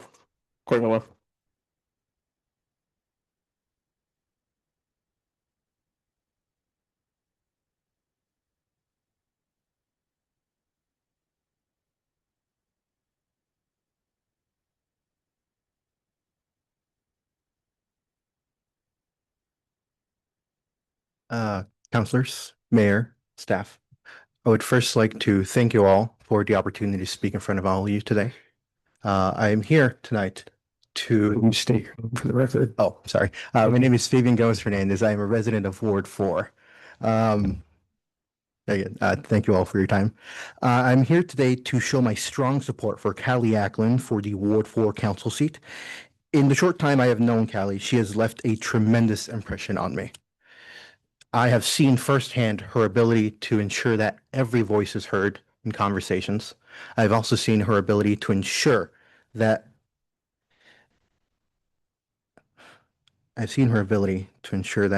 questions are asked that not only spark the most lively and fruitful conversations I have ever been a part of in meetings, but I've also seen her get information from expert matter professionals weigh the pros and cons of every single piece of data that reaches the packet that we read and make a decisive, thorough, and proactive decision in every single one of these choices.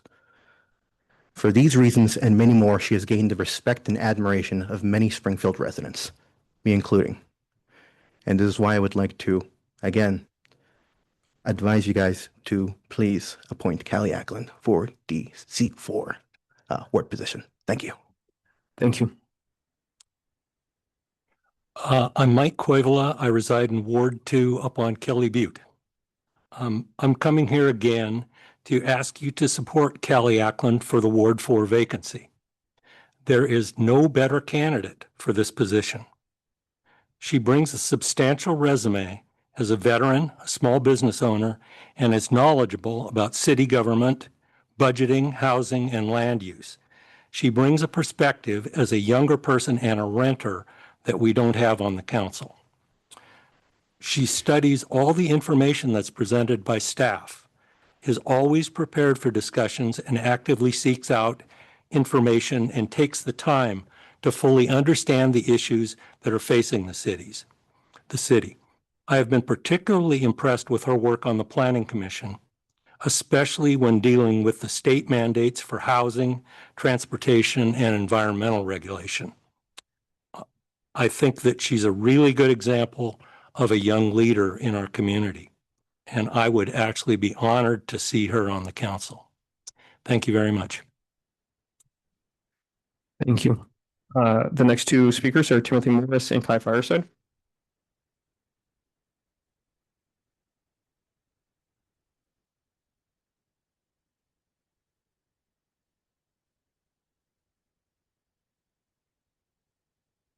Good evening.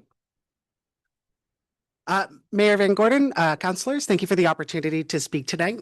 For the record, my name is Timothy Morris, and I'm here representing myself. I'm here today to join the chorus of support for Callie. Would you state your address or location in the city for the record too, please? I am a resident of Eugene. Yes.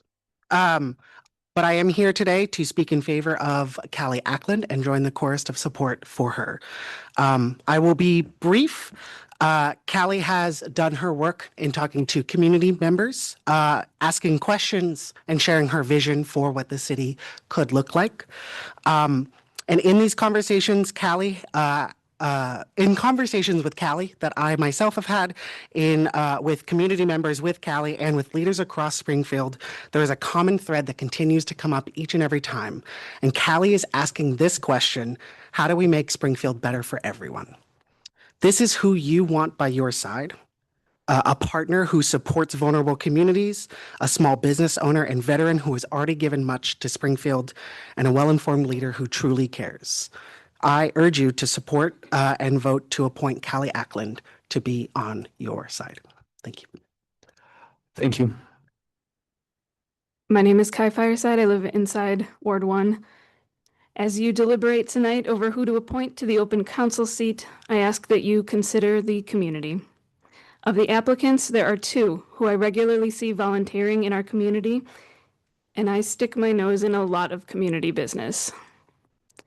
But CJ Mann is someone that I see everywhere, and every time I run into her, she greets me warmly by name, whether that's at City Hall or the Wildish Theater. She is out there in the community volunteering her time. The other applicant is, of course, Callie Ackland, and you've heard a lot about her tonight, but the fact that she shows up for the community means that she values us. And values cannot be taught. These two women are the applicants who truly value this community, and one of the two of them should sit in that empty chair. Thank you. Thank you. I have Amelia and Evelyn Pyres, and then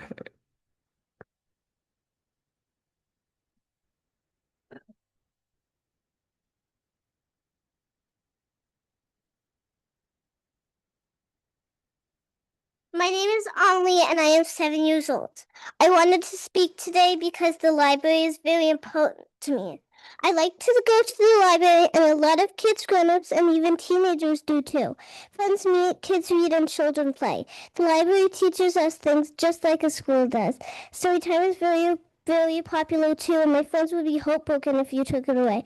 Please, it is very important that you don't take money away from the library. Hi, my name is Evelyn, and I am 5 years old. I am here to talk about the library and the librarians. I think we need to get librarians back because the librarians help us, the library, and help kids learn to read and do other fun things like crafts and games. The librarians are important to me. I would feel sad if the library got rid of story times. I like when the librarians read books to us. Please keep our library safe. Thank you. You guys did fantastic. I'm going to give a one-time exception to clapping for the kids.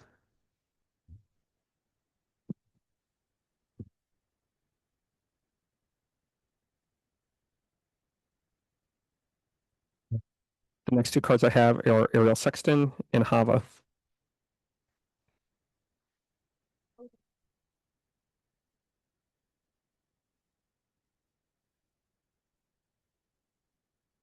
Mayor, City Council, thank you so much for allowing me to speak. My name is Hava Cronin. I am a Eugene resident. I'm here to share my support and enthusiasm for Callie Ackland for Springfield City Council. I worked in Springfield for Head Start of Lane County for 15 years. During that time, I was a member of the G Street Oasis Steering Committee, where I had the pleasure to work with then Councilor member Sean Van Gordon. That program continues to this day, serving Springfield's most vulnerable families with children. I retired from Head Start in January. The last 3 years of my career, I was the housing specialist. This is where my connection with Callie begins. I first met Callie through the Springfield Eugene Tenant Association call line. As a housing specialist, I called CETA on a regular basis for information and guidance. Callie was often on call and was extremely helpful with tenant-landlord laws and information relevant to the client needs. CETA plays a vital role for tenants in our community, being the only free resource for housing information support. Their data collection is invaluable for city planning and policies related to housing issues. Callie's commitment to her work as the tenant support specialist with CETA while being a college student is commendable. Her resume, which I'm sure you have seen, is replete with community-focused expertise.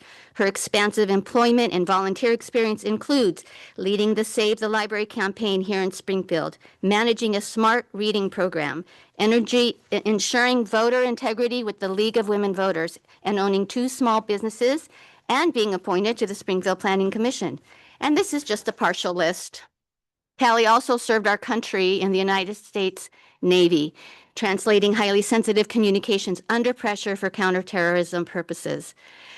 Through these work and volunteer positions, Callie has demonstrated the following skills: business administration, detailed analysis, personnel management, and planning skills. And that is just a partial list of her qualifications for a seat at the Springfield City Council. Our news is filled with how politicians are out of touch with the people. We see that daily on a national level. Local politics must be different. We need policymakers who serve the community at large and focus on the most vulnerable amongst us. Callie has that real-world experience, so necessary for making good policies. Callie brings incredible qualities to anything she undertakes. The council needs representations from a younger generation, someone who is a veteran and also a renter. I truly believe that Callie will be a great asset, communicator, and collaborator for the Springfield City Council. Thank you. Hi, my name is Ariel Sexton, and I am a resident of Springfield. I am here today to speak about our library, which is very fitting considering it's National Library Week. I'm hesitant to wait for the budget meeting next month because you are already making changes without us. Mr. Mayor, I will use some of your own words to describe the importance of the library. Whereas libraries serve as vibrant community hubs, connecting people with knowledge, technology, and resources, while fostering civic engagement, critical thinking, and cultural enrichment. Libraries empower job seekers and entrepreneurs by providing access to resources that support job growth and economic success. Those are great words, and they're true words. but from what we can see so far, they seem like just words. Cuts have already been made, and a librarian has already been fired, all while the city manager receives a raise. What is yet to come? Please prioritize the library and implement a small 0.01% increase to the proposed payroll tax. Also, I want to add my name to the list of people here asking you to please appoint Callie Ackland to Ward 4. Thank you. Thank you. The next two cards I have are Mary Harwood and Diane Peterson.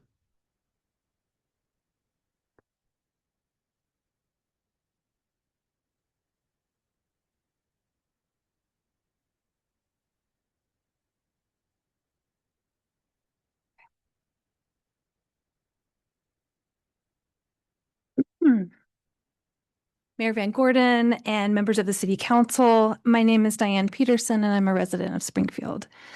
I'm here to express my strong support for the appointment of Callie Ackland to the Springfield City Council.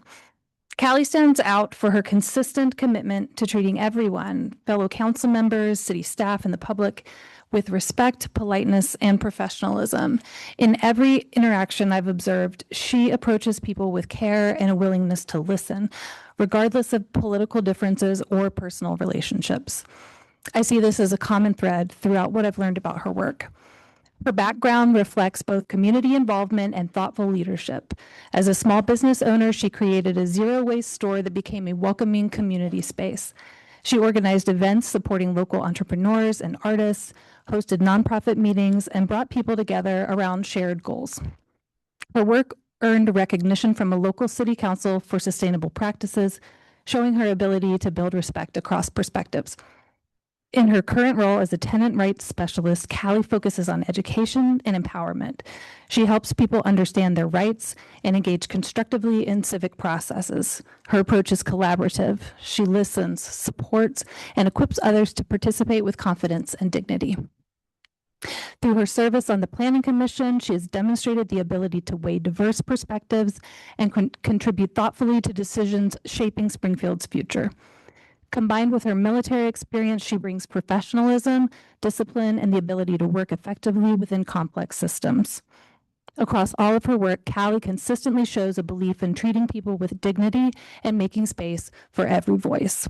She comes prepared, listens carefully, and knows how to disagree respectfully while maintaining strong working relationships. As a Springfield resident with 2 young children in Springfield Public Schools, this appointment matters to me. Callie has the qualities needed to serve all Springfield residents and to continue moving our community forward together. I strongly urge you to appoint her to the Springfield City Council. Thank you for your time and consideration. Thank you. Good evening. Thank you for your time and the opportunity to speak. My name is Mary Harwood. I won't reiterate all of the numerous reasons that the proposed library cuts are poor governance and bad ideas generally. I want to talk about process. Process is the highway system of democracy. It gets us where we need to be. The stops along the way are carefully planned. There are laws about how fast we can go and when we can pass and when we must slow down. The point of public comment is so that you will know about how the community feels regarding, say, proposed budgets and rules. The signs on the roadside to point in the right direction, if you will. You are deciding how our tax dollars are going to be spent. The problem with the city's process is that you are not listening. Have you heard from anyone who is in favor of proposed cuts to our library? We've been asked to trust the process. The process appears to be to wait until it is too late to do anything about it and pretend that there was nothing else that you could do. Why waste our time if you never planned for any other outcome?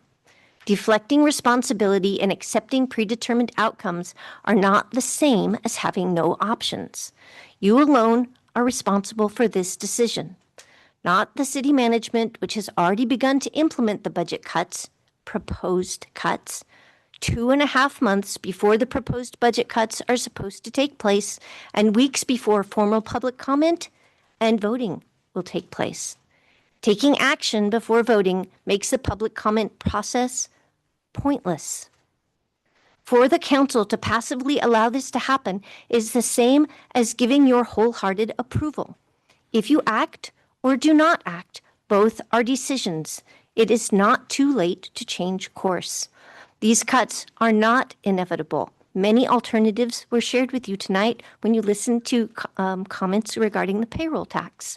Please consider these alternatives. Would anyone here who supports a well-funded library please raise your hand? Thank you. Council, you may or may not be reading the great books that the library provides, but you can at least read the room. Thank you. Thank you. The next two cards I have are Cadence Williams and James Anderson.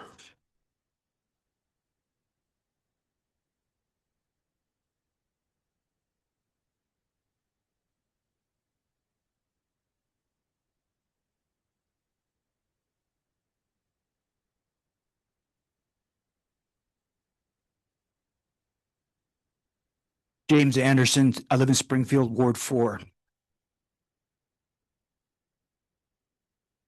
So just to rehash everything, just to summarize everything, recently you decided to close the parts of the Springfield Library and Museum right around the time you decided to give City Manager Nancy Newton a big raise. And she's making over $200,000 a year now, well over. I've been informed, I was wondering if you could confirm for me. I've been told that the city is planning on installing a huge fitness center right here in City Hall. Maybe you can confirm for the community whether that's true while you're making cuts to the library. I've also been told that City Manager Nancy Newton's break room area is getting brand new stainless steel appliances while the old appliances are still functional. That's just what I was told. Maybe you can confirm for the community. Mayor Sean Van Gordon, your mayor's fiscal stability task force consisted of approved costs of hiring not one, but two advisory companies to manipulate the task force. Eco Northwest and Funk Levi's were hired. Funk Levi's on their website states that they offer marketing services and PR. How much did you approve to pay for these two advisory committees? Again, I'm going to remind the community that the city charter states that the council has the power and the duty to hire and fire the city manager and the city attorney. I think you should answer to the community and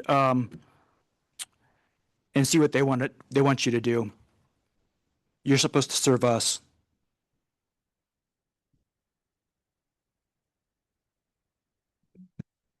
Thank you.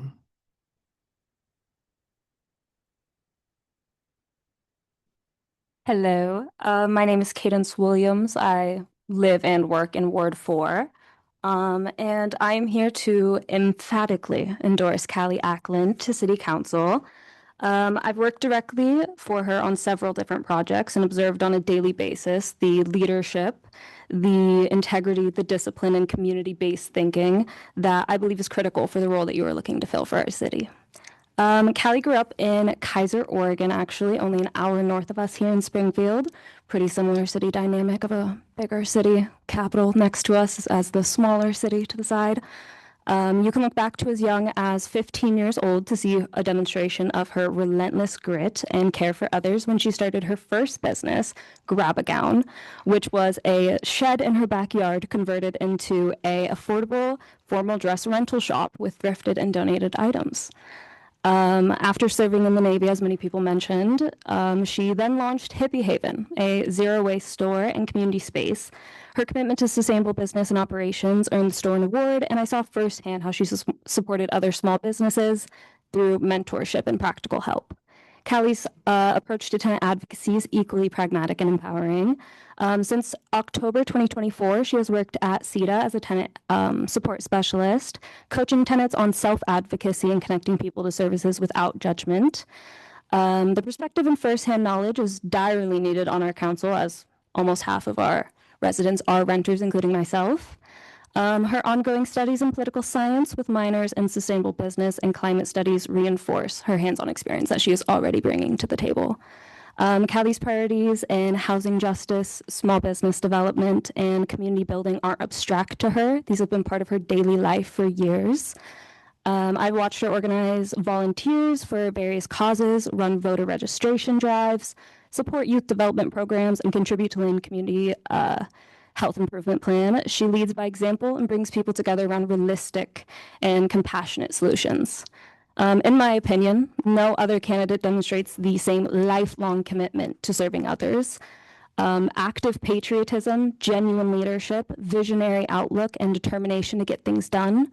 As a student, a veteran, and a renter, she would bring a fresh and much needed perspective to the council, something that is unrepresented among yourselves and the candidates alike.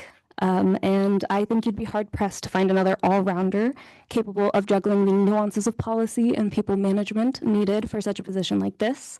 And my ward would suffer losing such a paragon for our city. Thank you for coming to my TED Talk. Thank you. The next two cards are Ruth Seeger and Taylor Harwood.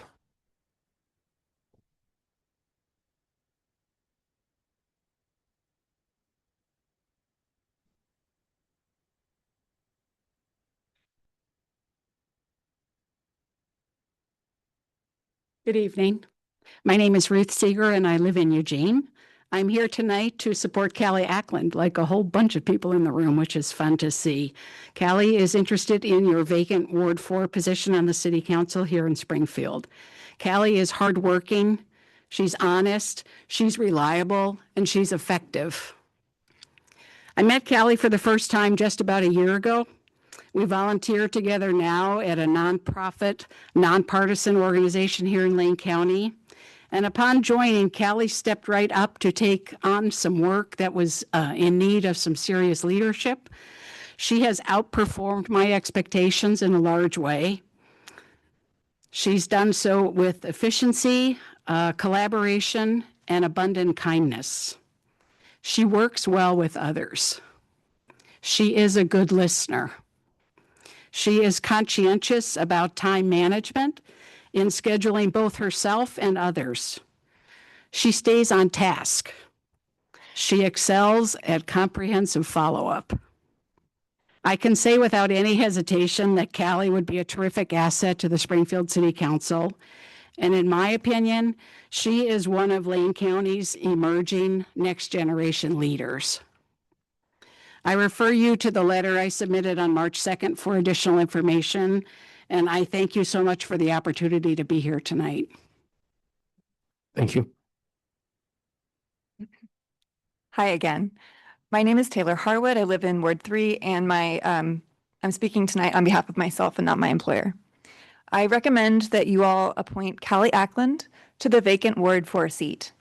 Her impressive resume, character, and work ethic will allow her to hit the ground running and get to work for Springfield. I appreciate her intelligence, leadership, and passion for Springfield, as well as her kindness, and most of all, her hard work and follow-through. I also appreciate that there might be someone on the council of my generation, especially as someone who was born and raised in Springfield and works here and really cares about the community. As a renter myself, I really value her experience supporting tenants and as a renter. I've actually had to use the CETA as a resource, and I really appreciated that it was there for me. Housing is essential for a healthy community, and this council can show that it's a priority by picking Callie Ackland to represent Springfield. Thank you all for your time. Thank you. We are at the end of 45 minutes. Neil, how many hands do we have up so we can just do a quick check-in? Currently, we just have one. Okay, so I have 1, 2, 3. I have 5 more cards. So is everybody comfortable continuing? Okay. Why don't we go to the online queue to make sure we get them in, and then we'll return back to the cards. All right, online we have Dan Highstand, and Dan, you should be able to unmute your microphone. Okay, can you hear me? We can. Great. Hello, my name is Dan Heaston. I live in Ward 2 in Springfield, and thanks for your time tonight. So I'm going to read a quote real quick. Quote, "The Springfield City Council is committed to fostering an environment that values diversity, equity, and inclusion. Springfield is a diverse community, and we celebrate diversity of culture, background, experience, and thought," unquote. So this language originates from the Springfield City Council's statement on the council's website. And these are, they're powerful words, but only if they're embraced as more than just a feel-good, check-the-box action with no follow-through. And so it's within this context that I wish to express my enthusiastic support for the appointment of Callie Ackland to the Springfield City Council. Tonight, I see an opportunity to address these lofty aspirations of inclusion by adding a voice in the council that more accurately reflects the community's diverse population. And that voice is Callie's.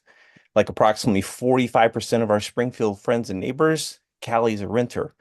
If she were to join the council, it's my understanding that she would be the only council person who does not own a house. In other words, she would be the only renter. Her voice would give that segment of the population, nearly half of our community, the agency it currently lacks and the insight this governing body desperately needs. Callie would also better represent the median age of Springfield residents, about 37 and a half years old, that again is absent from this elected board. Her youth, her energy, and her connection to the experiences of living in a time of extreme economic hardship would be invaluable and provide much needed change. While she is young, she is not inexperienced.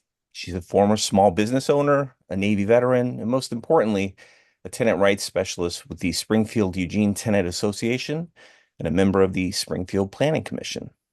In the time I've known Callie, I've been impressed by her tenacity, her courage, her professionalism, and perhaps most importantly, her willingness to actively listen and learn.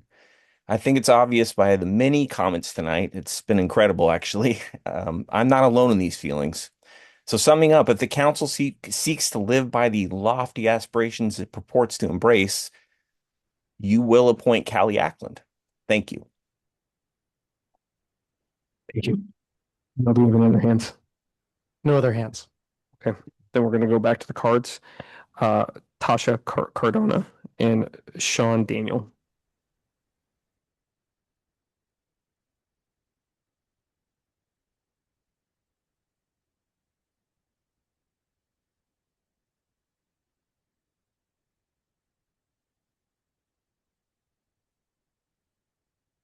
Good evening. My name is Sean Daniel, and I live in Ward 2. I appreciate the chance to talk tonight, so thank you. I'd just like to express my support for the appointment of Callie Ackland to the Springfield City Council, like so many others. In getting to know Callie, I've seen how she puts community service front and center and how she's responsive to questions and concerns from community members. Callie understands what it's like to be a business owner, as others have said, and she understands the effect that a business can have on the community. In thinking about community, also as others have alluded to, she brings that important perspective as a renter to the council. And her work as with the Springfield Eugene Tenant Association shows how she can take complex legal information and make it accessible to everyday folks. She answers questions with patience and clarity, and again, as others have stated, she treats everyone with dignity. Callie's service on the Springfield Planning Commission shows how her ability to listen carefully to testimony and make recommendations, knowing that these policy decisions affect people's lives. They affect our homes, our businesses, our neighborhoods. And finally, Callie has extensive experience as a volunteer by supporting young students and families as a coordinator for the Smart Reading program, as a cadet leader mentoring youth through military-style training, as a museum docent sharing local history, and as a community outreach coordinator teaching nonviolence. So for all those reasons, I know Callie would serve the people of Springfield well, and I recommend that you appoint her to the council without delay. Thank you. Thank you.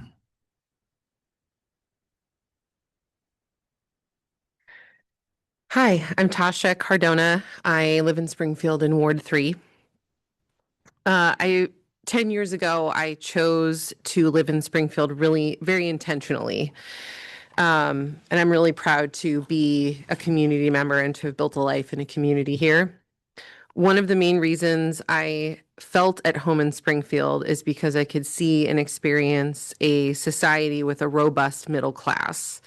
I could see the effort made into making our downtown beautiful and investing in public safety, new school buildings like Hamlin Middle School, where my daughter will be a sixth grader next year, and investing in our infrastructure. I live off of 14th, and I appreciate the new road and sidewalks. So I just really appreciate living in a city that invests in its community.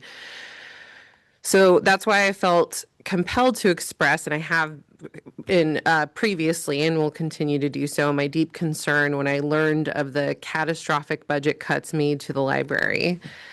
I've heard the argument, everyone's taking cuts, departments are taking cuts. I understand we have, a fiscal cliff and it's a big problem to solve. But when we look at the numbers, that argument falls apart. Roughly $300,000 cut to the library represents something of about 10 to 15% of the total budget. So this really fundamentally changes what the library can offer. Meanwhile, reduction to, for example, police funding, which of course, this isn't about library versus the police. In fact, investing in a library is really beneficial to a healthy police force. But of course, that's our largest line item budget, and their budget cut was 1 to 3%, depending on the numbers that you cut. So that is not a shared sacrifice to fix this budget shortfall problem. That is 5 to 10 times deeper proportionately to the library. And it's being applied to one of the most impactful services that we have. I mean, there's data that is endless to show the reduction in poverty, which means reduction in crime. And then we are also all going to be facing the major cuts to Springfield public schools. I've heard of closing schools on the table, cutting principals to elementary schools on the table. Those are catastrophic cuts. And so this is the time we actually need to increase our library funding and provide those services. I also appreciate the statement that someone made of how just kind of deeply inappropriate and lacking in empathy it is for city officials to have their salaries increased while our librarians are getting laid off. Thank you. Thank you. Kristen Cure and Nick Aguyo. Thank you. Yeah, okay. Jojo Breslin. Okay, so it looks like, Nick, you are going to be the last one. Good evening. My name is Nick Aguayo, and I am representing myself and a resident of Springfield. I'm here today as a proud resident of this community to speak in support again of Callie Ackland's appointment to our city council. I've had the privilege of knowing Callie for some time now, and I can tell you with confidence she is exactly the kind of person that should be a part of this council. I'm here to talk to you about her extreme attention to detail and professionalism and her work supporting low-income residents. I'm delighted to see how many other people came here to share examples of this from so many different places. It's abundantly clear that Callie is the strongest candidate to fill this position. Callie approaches every challenge with deep-rooted ethics. Integrity isn't optional in public service, it's the foundation. With Callie, this community can trust that every decision she makes will be guided by what is right for citizens, not just what's easy. Callie doesn't just show up. Callie doesn't just show up. She's fully committed, fully engaged, and fully invested in the people around her. Callie's work has given her a deep understanding of the support systems and social services as a tenant educator providing information on local services. She has a genuine first-hand understanding of the challenges facing residents of lower socioeconomic backgrounds, not from a distance, but with real empathy and practical knowledge providing education and support to our community. We know how hard it can be to get people involved, and today is just a small example of what Callie can do. What more could you ask for in a counselor than someone with such intimate knowledge of support for those who need it the most? What more can you ask than someone who can inspire so much confidence to come into this room and speak today? This council deserves someone who is detail-oriented, principled, passionate, and deeply connected to the needs of all our residents. Callie is that person, and everyone on this side of the room can see it, and I hope you do too. Thank you. That was the last card that I had. Was there any council response? Okay. we still have two items before we get to Ward 4, so please be patient with us. The one recommendation I would have, especially for folks that are here about library funding, the schedule for budget committee is up online and it's got the process, and that will be the place where we will both take public testimony and deliberate about what we want to do at that point. All right. Next item, please. Next item is ordinances. Ordinance number 1 is annexation of territory to the city of Springfield and Willamette Park and Recreation District. Annex 1.94 acres of R1 residential property located at map 18-02-05-24, tax lot 06100, withdrawing the same territory from the Willackenzie Springfield Rural Fire Protection District. Mark Rust is here for this item. And council, while Mark is coming up to get settled, this also would be an opportunity to report any additional ex parte contacts that you may have had since the hearing at the last regular session and this day. This is for the annexation item. If you have nothing to declare, you can just move forward. We don't need to go down the row. Okay. I'm not seeing anybody have additional items. Hello, Mark. Good evening, councilors and mayor. Mark Rust with Current Planning for the city of Springfield. I have nothing further to add. The only reason this wasn't on consent tonight was so you had the opportunity to declare any additional ex parte contacts. So our recommendation is the same as it was at the hearing 2 weeks ago, and that is for adoption. All right, thank you. I think we're ready for a motion. I move to adopt an ordinance annexing certain territory map 18-02-05-24, tax lot 06100 to the city of Springfield and Willamette Park and Recreation District, withdrawing the same territory from the Willackenzie Springfield Rural Fire Protection District, adopting a severability clause, and providing an effective date. I will second that. Well, could you call the vote, please? Yes, Councilor Weber. Yes. Councilor Mo. Yes. Councilor Rodley. Yes. Councilor Buck. Yes. And Councilor Stout. Yes, thank you. Motion passes 5 yeses, 0 nos. Next item. Under business from the city manager, item number 1 is the fiscal year 2027 Community Development Block Grant, or CDBG, Annual Action Plan. Aaron Fifield is here for this item.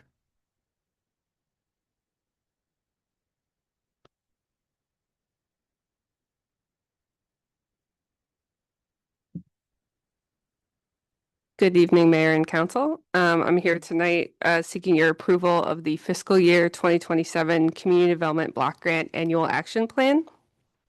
As you know, each year the city is entitled to receive an allocation of CDBG funds from the U.S. Department of Housing and Urban Development, also known as HUD. In order to receive these funds, the city must develop an annual action plan describing how it plans to allocate funds to address local community needs. The proposed uses of funding must align with allowed uses within the CDBG grant program, as well as with local community needs and strategies that were identified in the 2025 Eugene Springfield Consolidated Plan.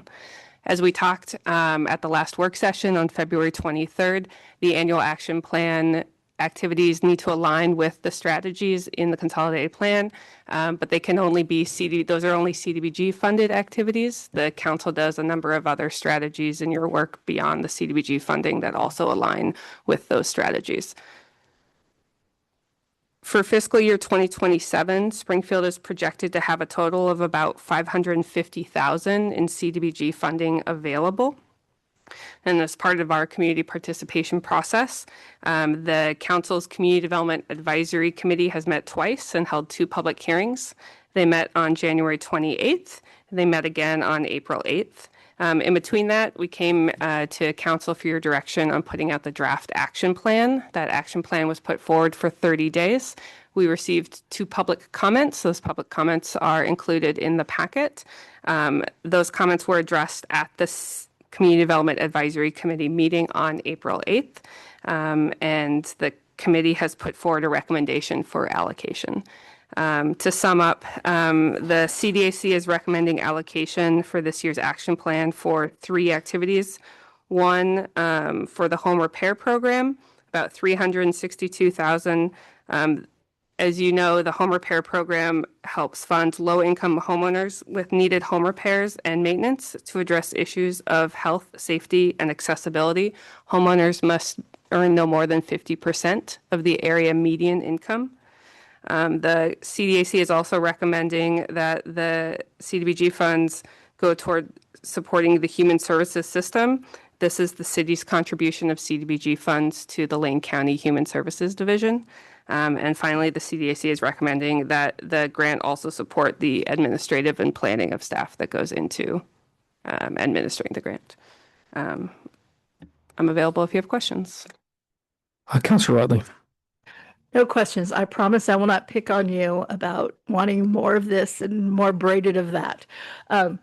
I just wanted to say that I appreciate you, Aaron, as you know, because we've been working on this for a while. And I also appreciate that we've started to tell the story of the home repair program and how impactful that is to people's lives. And for folks who don't know, like this, the city of Springfield doesn't necessarily do human services, but we're part of a regional human services. And Councilor Weber and I sit on the Human Services Commission, and this is our contribution to that. And I always am trying to get more, and you are constantly reminding me that there is a cap. And then I want to go to Washington and fight HUD to get more money to do that. This funding for folks also this is like unencumbered funding, because when we contribute this to the human services kind of collective, then it can be used in all sorts of ways. It's very different than grant funding, which is tied to specific things. And so it's like gold. I think that there was something in here from Kate Budd, who probably will say that that money is like gold. So I am glad that we get to continue to do this. I will probably continue to pick on you, just not tonight, to try to get more of that to contribute to human services or more money from other places. But I just wanted to say that for folks to know that this is hard money to come by. It hasn't grown much, and we try to do the most good for the people who are most impacted with this funding. So thank you. Anybody else? I think we're ready for the motion.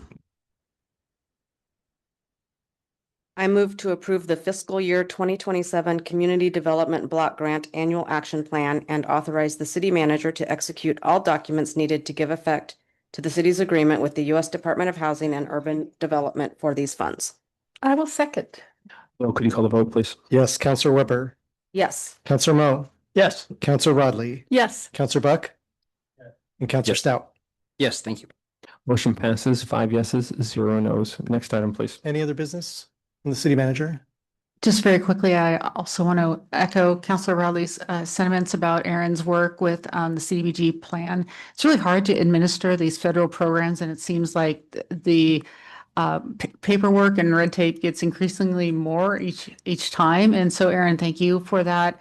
The work that you do directly makes people's lives better in our city, and I'm very proud of that and proud of your work. So thank you. The next item is business from the city attorney, the Ward 4 interim councilor deliberation and decision, and Mary Bridget is here for this item.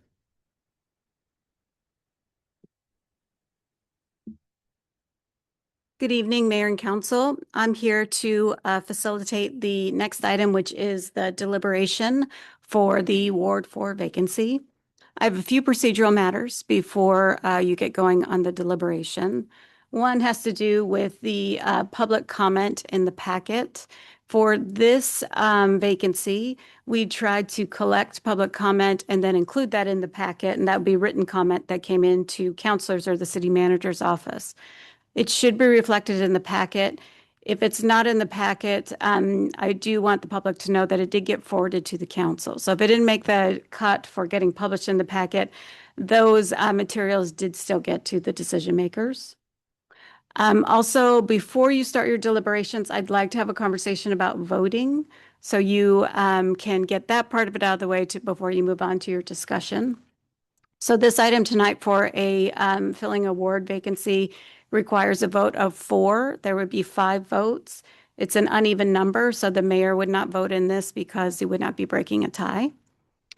I laid out some voting methods in the memo, and I thought we could just go through those now. I do recommend that you arrive at and make a decision about what kind of method you want to do for voting That doesn't mean you're forced into voting right away. You have plenty of time to deliberate this item. But in the effort of transparency and clarity for the folks and yourselves, I think it would be good to have a discussion about voting and sort of get that off the table. There were 4 voting methods in your packet. The first one is the one that I would recommend, and it's a successive ballot with elimination. So in this one, you wouldn't be doing motions or nominating folks. It would just be, and I think for this, what I'd like to do is I'd like to call the vote, and then Allison and Neil will tally. So we're sort of dividing up, which is a little different than what we would do. But with this one, I would just start like on one end, call them out, work out this way. Then we would tally those votes. And you would have, if you don't get to 4 votes, if you get to 4 votes, you can make your appointment. If you don't get to 4 votes, then what you can do is eliminate or remove any candidates who did not get, who got lesser votes or no votes. And then you just keep, you could have more discussion or you could keep voting. The second method is a little more normal about how you typically do your business, and it has motions and seconds. So it's familiar, but it can get a little cumbersome when you're trying to have, when you have multiple candidates for one office. So that's one reason why there's some drawbacks with that one. The third one is a 2-stage voting. You know, sometimes what council will do is they'll take a vote similar to the first method where I just said that we would list out people. The candidates with the 2 highest then become essentially the 2 that you vote for. So then they would be like your pool. That may not work as well. It may not be, the council may not want to get to 2 candidates so quickly. So that's something to keep in mind. The fourth one I included is a modified ranked choice voting. I don't know that I would recommend that at this point. I'd come up with that earlier in the process. Ranked choice voting is getting more popular, so I thought I would make it an option. It might be something more appropriate for like a BCC appointment. But in that one, you actually write out a written ballot of all of your choices. Since this is a public meeting, we'd have to read it, and then we would go through the ranked choice voting process. If you wanted to do that, we'd kind of have to get set up and do a little recess when you're ready to vote. But I did want to have that available for folks. So if you want to start talking about voting and have any questions, I'm ready. I don't know that we need to make any cutting edge democracy technology this evening. Councilor Rodley. Thank you. I appreciate all of that. Could we do, just to be fun, like, could we do a modified of the ranked choice? Could we do, which we've done in the past, to say, here's my top 2, like 1 and a 2, as opposed to a 1 and to 5? I mean, well, you to could get us into a more to narrow it down. deliberation. Yeah. I think then that would be, I would recommend you to do the 2-stage voting. And what we could do on that one is when we're calling, we could have people say they're 1 and 2. Is that what you're saying? That's what I'm saying. Yeah. And then that would be your pool out of that. And then also keep in mind, yes, I think you could do that. And keep in mind, if you start voting and you get stalled out, then we can back out and look at process again. Like, this is your show. I don't know if anybody else wants to do that. I just want us to go down the line. Councilor Weber. I prefer the simple, clean number 1 method. Okay. Okay, anybody else? I guess I'm kind of with Corey here, Councilor Rodley. I feel like that method with the top 2 really speaks to what we've heard from the community.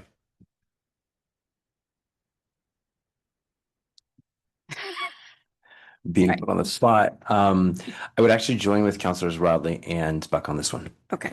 Okay, so we need somebody, the city attorney is going to want that in the form of a motion. So Councilor Rodley, can you form a motion? You could just do option 3.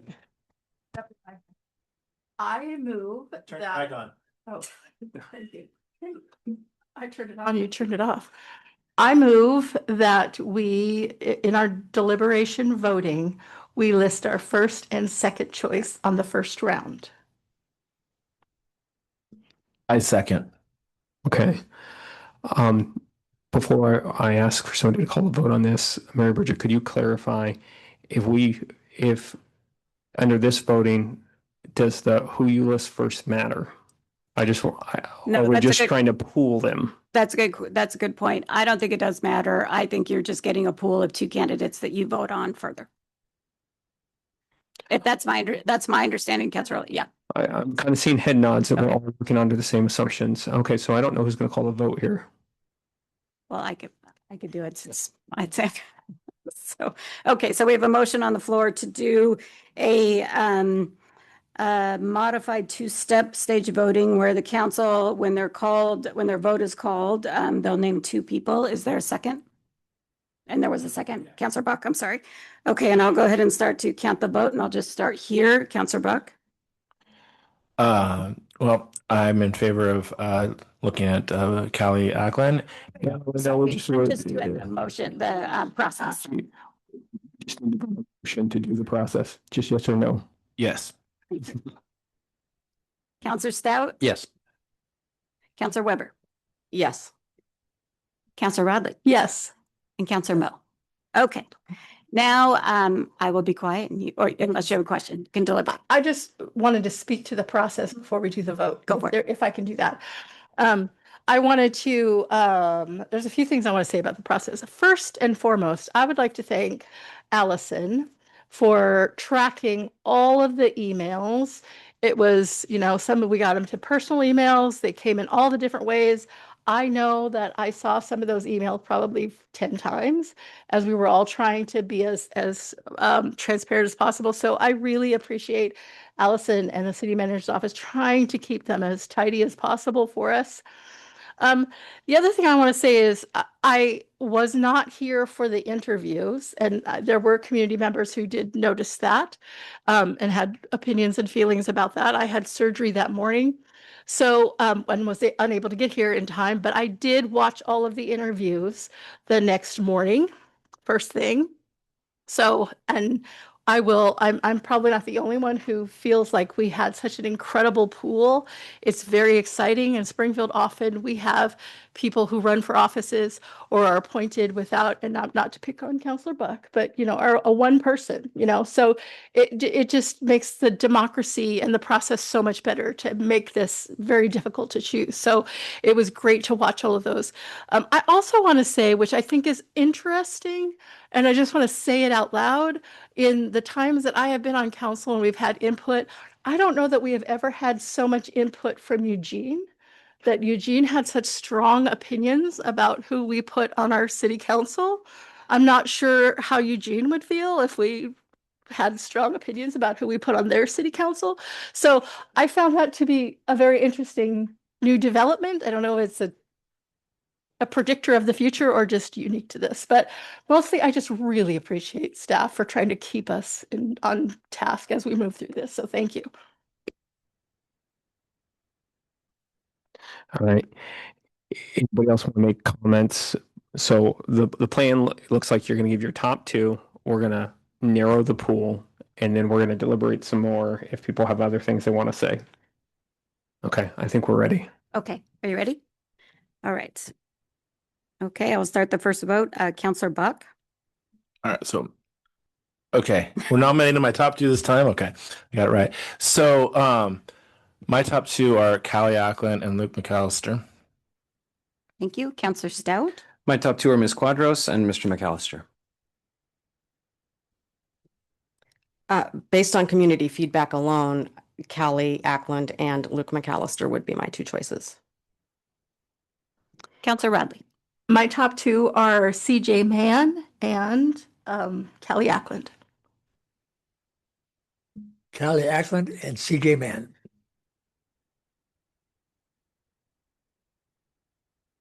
Okay. Give me just a minute here to confer with the people tallying. We can see the top two.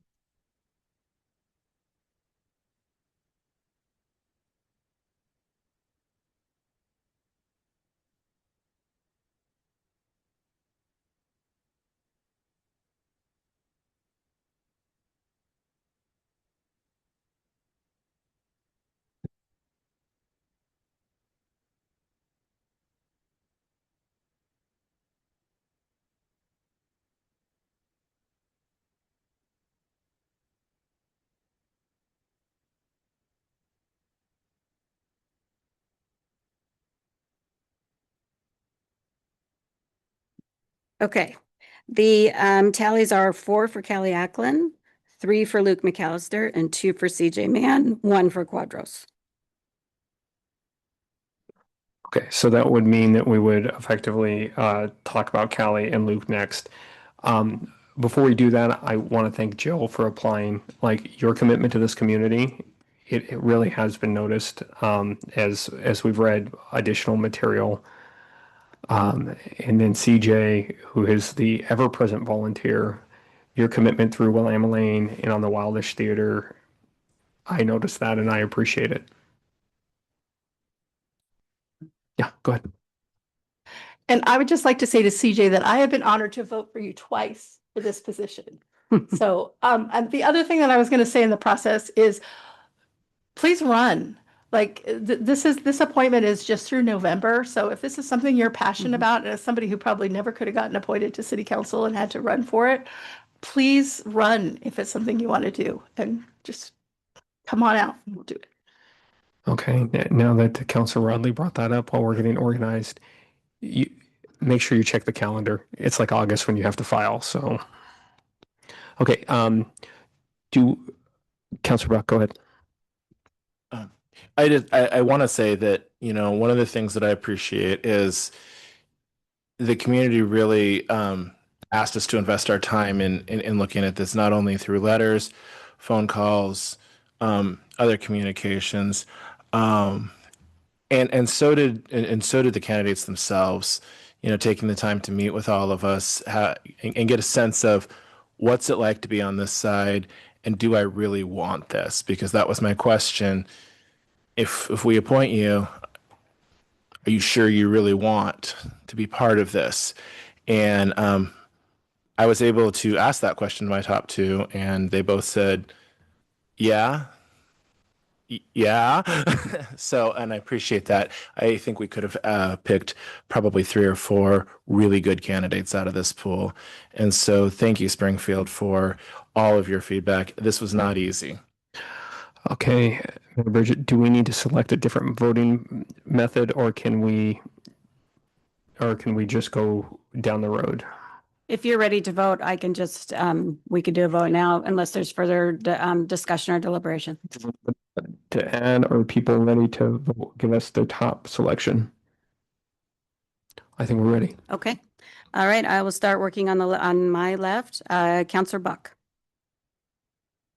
Name the candidate that you would like to vote for.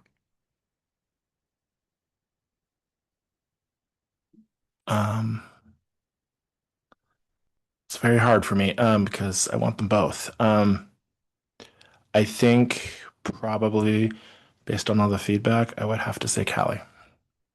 Councilor Stout. My vote is for Luke. Councilor Weber. My vote is also for Luke. Councilor Rodley. Callie Ackland. Councilor Mo. Callie. That's 3 votes for Callie Ackland and 2 votes for Luke McAllister. As I mentioned, this is a vote by the charter that requires 4 votes. So to impasse now, you could have further conversation now, or provide me with direction on what you like to do.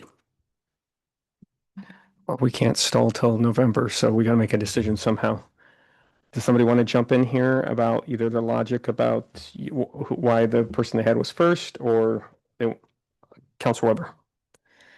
So as Councilor Buck mentioned, I know several of us have met with both Callie and Luke. I've watched planning commission meetings. I've read every recommendation that has been submitted through email. And I've considered many conversations with community members who shared their thoughts outside of that venue. I know a lot of people in the community, they call, they stop you, wherever in Rotary, at a Willamette Lane event, wherever I am in the community. And I'm sure I'm not the only one that has that experience up here. So just meeting Callie and talking with her, she's done a lot for the community. I know her heart is in the right place. She has this interest in serving Springfield. I don't quite yet feel like she's ready to sit behind this, on this side of the room.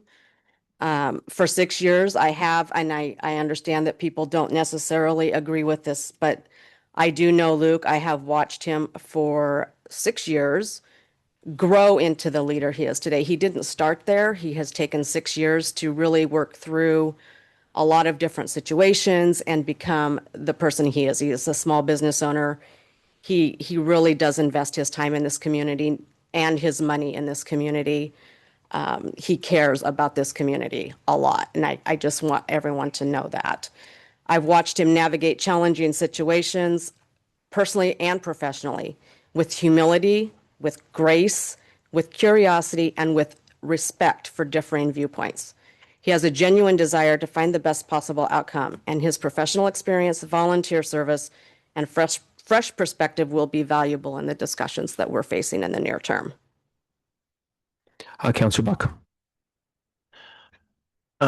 For me, this was really tough because I definitely see all of the qualities that Callie brings to the table, and I hear the support from the community.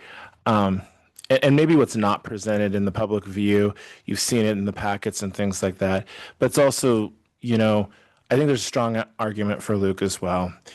His work on the Willamette Lane Foundation, building up a foundation that essentially wasn't functional, and he was instrumental in making that functional yet again. Creating partnerships not only with our Team Springfield, but with the business community through the chamber. They really spoke highly of his work and his ability to listen to all sides. And so I'm pretty conflicted here because I think both of them bring a lot to the table, and I think different aspects of the community are really supporting both Luke and Callie. And so I don't think we have an easy decision here. I don't know that there's a right or a wrong here in my head. I think that it's really hard. I could support either of these candidates. I wanted to make sure that both of them are considered tonight.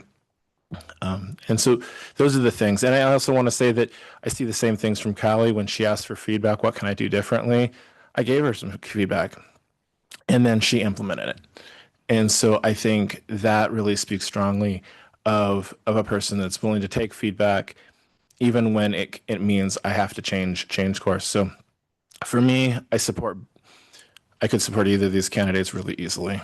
And I feel like I support both of them. All right. Anybody else want to jump in? Okay.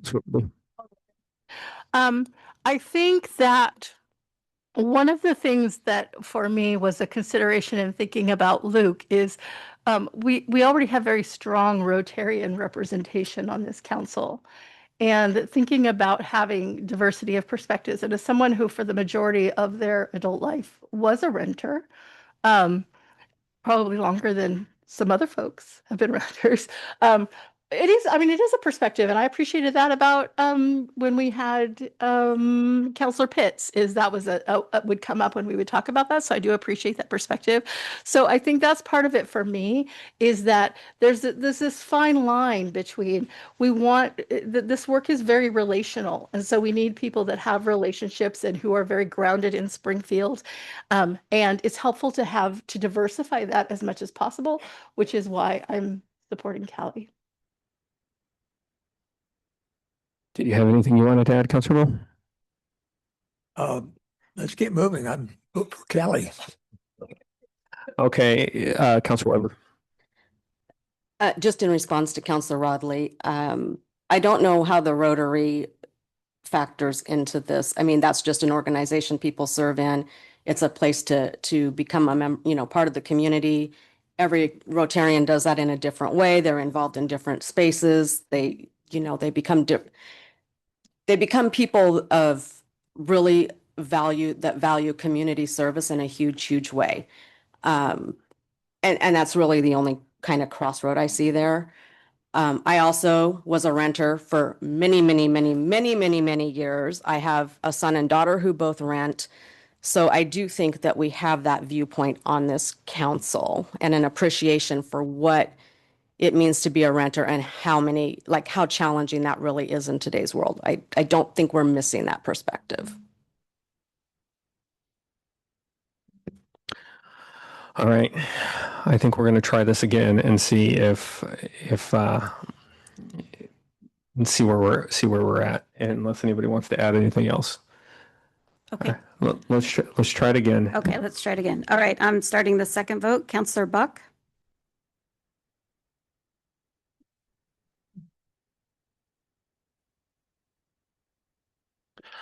I will say I was a little surprised to hear Councilor Rodley say that Rotary is a negative for her. So I think that kind of nudged me a little bit. I'm going to vote for Luke this time. okay. Counselor Stout, Luke. Counselor Weber, Luke. Counselor Rodley, And I would just like to clarify, since we're all getting tired, that Rotary is not a negative. It's just, I'm interested in balance. I think it's fantastic that folks are involved in Rotary and Lions Club and Girl Scouts and all of the things. I'm still voting for Callie. Counselor Mo. Callie. Okay, this vote is 3 for McAllister, 2 for Ackland. You could do more discussion. You can back out and try a different process, or you can provide me with direction what you'd like to do.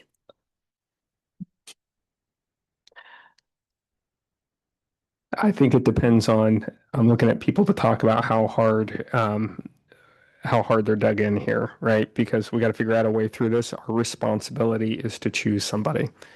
The two perspectives that I would offer, having done this a minute, is, look, I was 31 when I joined the council. Like, young folks can make pretty great counselors. I do think we are missing a vet, right? Like, that is something this community values. And then I think the last point that I would think about is just asking people to think broadly around what completes us as a team. And I'm not describing who I want or not want, and if we keep going, I'll get more involved in that. But I think the question becomes what rounds us out as a group. And I would ask you as a group to think about how dug in you are, because if we can keep doing this and repeating this vote for a very long time, but we got to figure out a way forward. We're not obligated to stick with these two. We could go back to somebody else if that could get us to 4. Does anybody want to jump in here?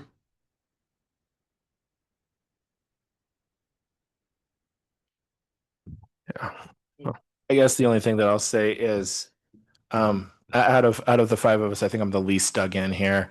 I feel like I see merit both ways, and I'm pretty conflicted. So I'm putting that out there. Not that makes me a great decision maker at the moment here. And remember this very important fact. This isn't about getting one person to, you got to get to 4 here, right? So we got to figure out how we can get to 4. So I think what we should do here is let Mary Bridget call it again. And if we're still stuck, then I think we back up and have questions. We talk about the other 2 candidates we walk past and see if somebody could get to 4 around there, around a second choice. Does that work for folks?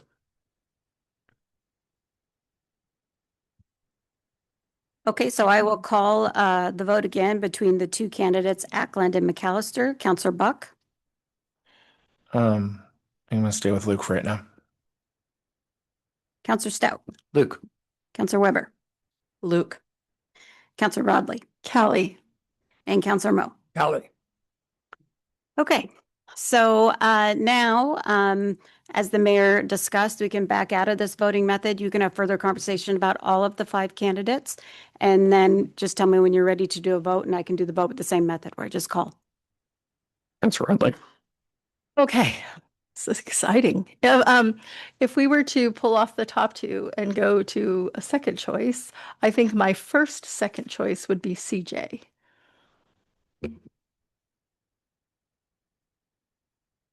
Let's see. I know you broke the whole system.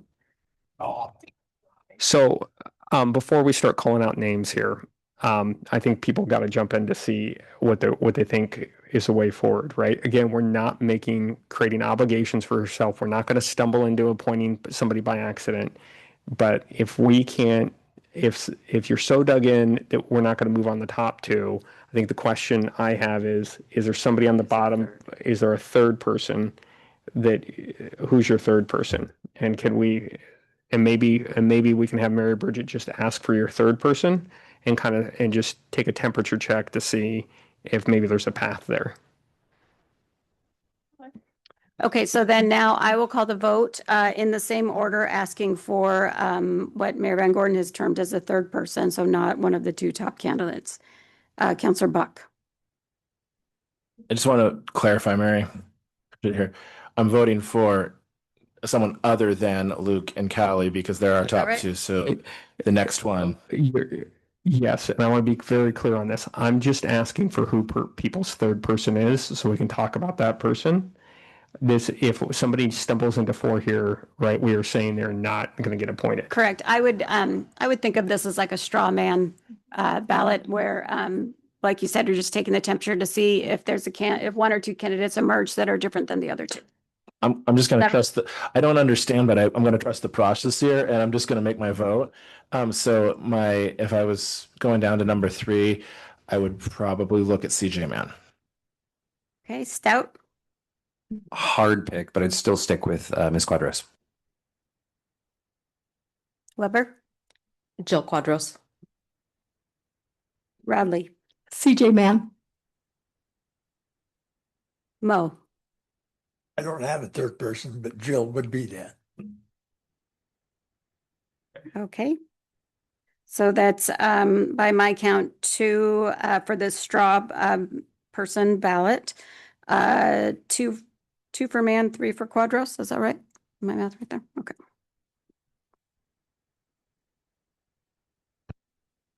I think the 6th counselor would be really convenient here. See how important it is, the full council. Councilor Rodley. I could support Jill. Yeah, if it gets a vote. Yeah. I mean, as a number 3, I could support Jill too. Okay, so I'm checking with Steve. So I think we have a couple of choices here. I don't want people to force people off their top 2 picks, so we can stop and talk about the top 2. Or if people are comfortable that they could get around Jill for their number 1 pick, so we get to somebody, we can do that too. So I would recommend we don't have Mary Bridget call anybody right now because we're going to get ourselves stuck again. But instead, sort of talk a little bit about what path you want to take, right? Because if people are comfortable with going with a third person, that we could get to 4, or if you want to spend more time trying to hash out this other question between Luke and Callie. I know people are getting tired. I knew this was going to be a long one. Anybody?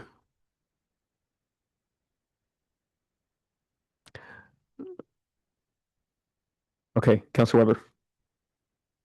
So I just want to remind everyone again that this is an appointment and the voters do get to decide this ultimately in just a few short months. Whoever chooses to put their name in the hat there and run the campaign and do all the things, ultimately will be selected by the community. So just kind of throwing that out there as we're considering what our next move is. Okay. But we also need you guys to weigh in about what you think the next move is, because unfortunately for everybody, I don't get a vote here and we're not taking public participation, but I appreciate it. Thank you though. Councilor Buck. I'm curious, and I guess I'll direct this at you, Mr. Mayor. Since you're not voting in this, I wonder if there's a way we could discuss if what it would take to move somebody. And we have 4 counselors that seem to have strong feelings here, and I really appreciate that. And I'm wondering if that's maybe a tack to go. I don't know if that's a good idea or not. That could be an incredibly bad idea. I'm just asking the question of you. No, I think people opening up and talking about how to work their way through this would be perfectly appropriate. Right? Because somebody's going to have to make a decision here. And I would tell you, well, here's my advice. Our number one responsibility to the public is to get to somebody here, right? Like coming away and not having selected anybody is a huge mistake. So we have to figure out how to get at least 4 people comfortable with some sort of decision. But it's going to require you guys sharing your thinking and being willing to kind of jump in and move around. Councilor Weber. I want to go back a minute to the amount of public comment that we have heard for both Callie and for Luke. A lot of it was repeated tonight. Those are folks that we've heard from before through the written avenue. So I just want to keep that in mind that they're not necessarily new voices. Some are, but not all of them. Yes, some are, but not all of them. Mr. McAllister also received a lot of really strong support and I think really good character references from the community. So the community perspective is here, and I think we need to appreciate that.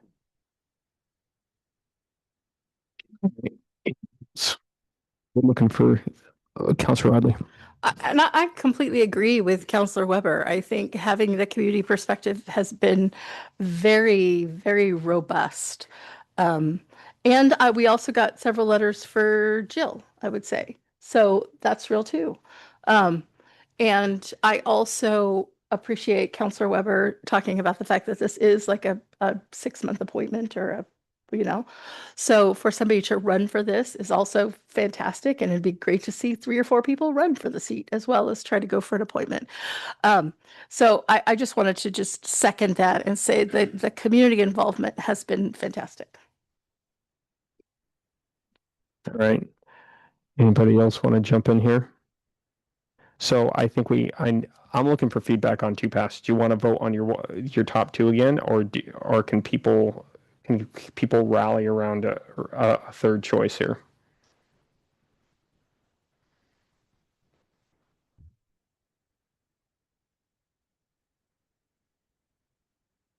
Our duty here is to vote for one, and I still only vote for Callie. Okay.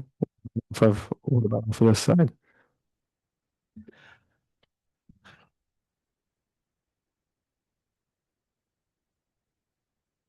The difficulty about this decision is not, I mean, well, yes, it's the candidate, but the difficulty is really, are we in some way giving a leg up to the candidate who wants to file in the fall? And I think that's the biggest concern I have, is to say, okay, in some way, by choosing an appointment, do we in fact give a leg up to somebody?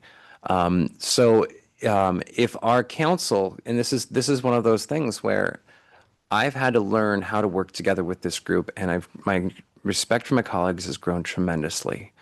That said, I am more comfortable is saying, like, yes, I do have my top choice. I have my reasons for that, and that's all well and good. But I also very much appreciate and like Ms. Quadros as an appointment, especially if we're still talking about this is to get us so that we have 6 members, because we don't function as well without 6. It's very hard if any of us need to miss any time on council unless we have 6 there. So if we're still at an impasse and we can consider Ms. Quadros as a viable candidate, I would be supportive of her. This is more just me thinking out loud. So.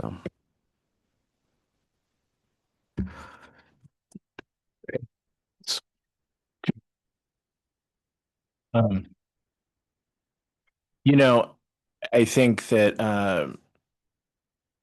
I wholeheartedly support, some of the things that have been said by Councilor Weber as well as Councilor Rodley and Councilor Stout, that ultimately this isn't really about our decision. This is about what the voters say in November. And I really, really do encourage all the members, all the people who took the time to apply to run. That having been said, I also feel like the community has given input, on this for in large support for two candidates, and so for me, I struggle a little bit with picking a third. If the reason is, and I'm unclear, so help me if I'm getting this wrong, but if we go to choice number 3 because we can't agree on choice number 1 and 2, but that's who the community is really advocating for. So I'm a little confused with that. That's a great question. To Councillor Stout's point, right, whoever we select is probably going to have a leg up if they want to run in November, because they will effectively run as a semi-incumbent. My point is that our responsibility ultimately resides outside of the political considerations about what happens in the ballot box. That is the public's responsibility to deal with. We have rules and a process to make sure that we can care for the public's interest, which is to fill up a vacant council seat up until this point. So what I'm asking that you consider is, outside of who your number one choice is, our duty still remains to the public that they need somebody to sit in the Ward 4 spot. And it's going to take 4 of us to get there. Well, 4 of you guys to get there, to be able to do that. And when I bring up a third option, it's to take everybody's temperature to say, if everybody could get to a third option, then that gets us to 4. That meets our responsibility to the public. If we can negotiate around the top 2 people and find somebody to get to 4, then that's what we should do. But the idea that we would leave the seat open or do something else wouldn't make any sense. So go ahead, Councillor Rodley. And I really appreciate the question that you're asking, Councillor Buck, because, this is such a perfect example of like compromise in real time, right? Which doesn't always feel great. And it's like, how do we meet our obligation? How do we do our very best and be willing to find ways that we can come to a decision together? So I appreciate that question. I'm just kind of asking us to dig into that.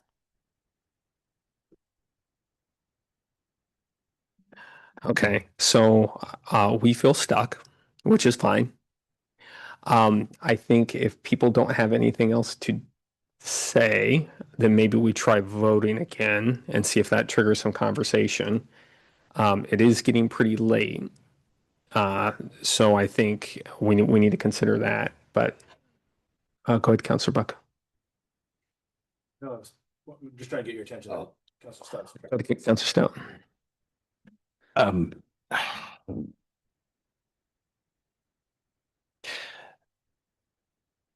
This is tricky. So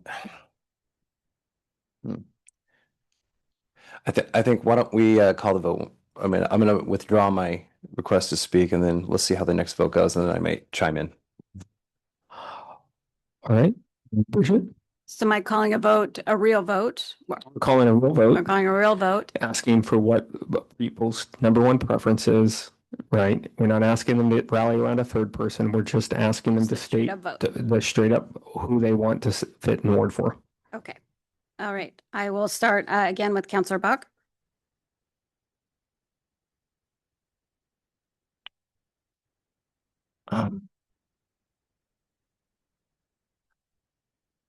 I feel like where I was at before was Luke, and I don't feel like I've the discussion really hasn't moved me back to Callie based on our deliberations. So Luke.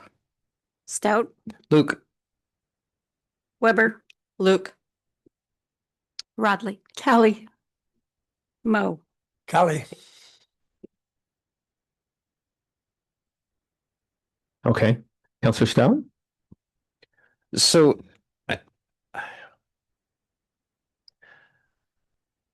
I ran for the state representative office in 2022, And one of the worst experiences, one of the most wonderful experiences of my life was sitting down with Betsy Johnson, who I loved as a governor candidate, and I still do today. She was exceptional. But one of the worst things that ever happened to me in that process was that I got a call from one of the Republicans saying, "You shouldn't have shown up with Betsy Johnson at an event." And I was very concerned at that moment. And I felt very compromised. And I discussed this with my wife. And I said, so that's how we become all cogs in the machine. And I hated that moment. And I hated myself in that moment. And I promised myself never to do that again. One of my deep concerns about Ms. Ackland is perhaps her advocacy with the library has come at the behest of another political figure in town. That's certainly her choice, but it's also there. That said, let's just bring that into the open. That is a big concern to me. But do I think she would be an exceptional candidate? Absolutely, if I heard her voice come through more clearly. The person that presented herself at the Planning Commission appointment seemed very different with all of the subsequent conversations that we had and all of the continuous library comments. It was very concerning because what I felt was happening on the Planning Commission level was that I had voted for somebody who was different than who was appearing before us week after week after week to support the library. I am a library supporter. Up here, I love the library. My kids go to the library all the time. It is a painful thing to look at this in and out, and trying to balance this in and out every single week is so hard. So I would be willing to support Callie if I simply had a promise from her, and I know this is a bit rhetorical, to bring more of her own voice forward. In the words of Fred Rogers, it's you I like. Not the things you wear, not the way you do your hair, but it's you I like. The way you are right now, the way down deep inside you. Not the things that hide you, not all your friends, but what's deep inside you. It's you that I like. Thank you. Councilor Wadley. Oh, you can tell some of us have been at this since I start work at 7. So I appreciate that. I appreciate the vulnerability and you sharing that. And I think that one of the challenges is many of the decisions we make up here are governing decisions. This is inherently a political decision, which doesn't feel great. And we've all got those emails from people. And we've all I've heard more than many of, if you do this and don't do that. So I really appreciate you being vulnerable about that. I'm going to share, I'm going to match you with that and say, for me, I do not consider myself to be an activist at all. You all have worked with me. And a lot of folks come here as activists. And I think it is very helpful for people to get to see what it is like to have to make decisions on the other side of the table. Because when you are on that side, you can be 100% right. You can have, you can be so right. And when you get on the inside and learn all of the things that go into it, like you're talking about with the library, and I think it is helpful to have people to be able to make that bridge, and maybe they can and maybe they can't. And so I think for me, part of my experience with Callie is that I think it's helpful if someone gets to see what it looks like on the other side, to have to navigate and negotiate with people that don't necessarily think that you're right. Thank you. I'd just like to thank Councilor Stout for breaking the vulnerability mold here. One of the things that really stood out for me during the interview process was the fact that Callie, what felt like to me every comment or guidance or direction or different aspects of the conversation we had were basically repeated back to me. And I could also identify probably which counselors helped with the other components of her responses. So what I'm saying here is I need to be able to trust the person that sits up here to be their real self, and to be able to to make decisions from a place of neutrality. We have some big decisions coming ahead of us. And I just really don't feel like that is where she is right now. Councilor Buck. So my vote right now is for Luke, but if in fairness, I mean, speaking to your point, Councilor Stout, Callie reached out. She said, "Hey, can I meet with you?" And I said, "Send me an email." Every time I saw her for a couple of months, I'm like, "Hey, where's my email?" I got my email and she met with me. It's really hard to say, "Hey, I've gotten feedback that this is how I might be seen. Is that how you see me?" And I said, there's that aspect to you. I don't think that's all of you. She goes, "Okay, well, what is it that I can do to broaden that perspective?" We had a conversation about that, and then, I watched what's going to happen here, and she implemented that feedback, not just with conversations, but truly in how she kind of approached things. I saw a shift in her that kind of reflected who Callie is. And so I have a fair amount of faith that, when Callie because what I told Callie was I need in a counselor up here is somebody who will speak their mind, have their own perspective, but we have to work together as a team. And if you can't trust your team members, if you can't trust that when they're having conversations in town that they're not supporting not only the community but their team members, that's a real issue. And Callie understood that and she spoke to that. So, I mean, there is that piece that I think that we all hear from a lot of different perspectives. And I think, I have a fair amount of confidence that Callie will listen to a lot of different perspectives. And I also think that through library advocacy, she's probably damaged some relationships in various aspects of town. But I also think she's willing to take the feedback to try and repair those things. And it's a fair point that Luke has not damaged, to my knowledge. I don't know. I haven't heard of that. And the relationships in some of those same areas. But again, I've seen him work to make sure that he's fair and balanced as well. And so I think when it comes to would I trust Callie to be Callie and not speak for anybody but Springfield, I think probably I believe she would, and I have seen evidence that she can. So if that is a consideration, I think there's a possibility that she really has that capacity. And again, it's hard to vote for somebody that maybe you've seen two different sides of and you're not really sure who that person is. But I think when you talk to her and you say, "Hey, where are you really at on any given subject?" I think there's some honesty there. And so again, I think that it's hard to sway one way or the other for me because I see the merits of both. But when it comes to integrity, I've seen evidence that Callie is willing to stand behind hers. Okay, I'm going to say two things. First of all, thank you folks for diving in and talking about some of the real issues. And thank you to the public for just being patient as we work our way through, our thoughts and our opinions and our take. And I can't even imagine how awkward it is for the candidates to have, sit here while we talk about, you guys. But please just be patient as we work through this. We can do two things. Mary Bridget's probably going to tell us that we don't have to be bound by a process here, that it's a political appointment and we could do whatever we want.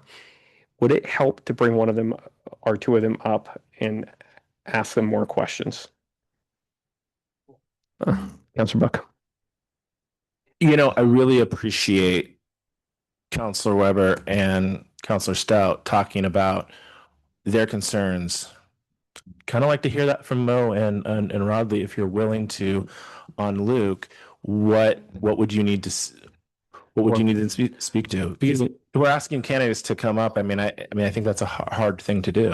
It is a hard thing to do, right? We got to keep working the problem until we figure out a way forward. All right. We're gonna stall for station identification and let Councilor Weber go. I'm not sure I remember now what I was gonna say. Getting a little rummy. I do remember now, sorry. I still need to be able to believe that the person that we put up here with us is being their authentic self. Yes, Counselor Buck, I do believe that Callie did take our feedback.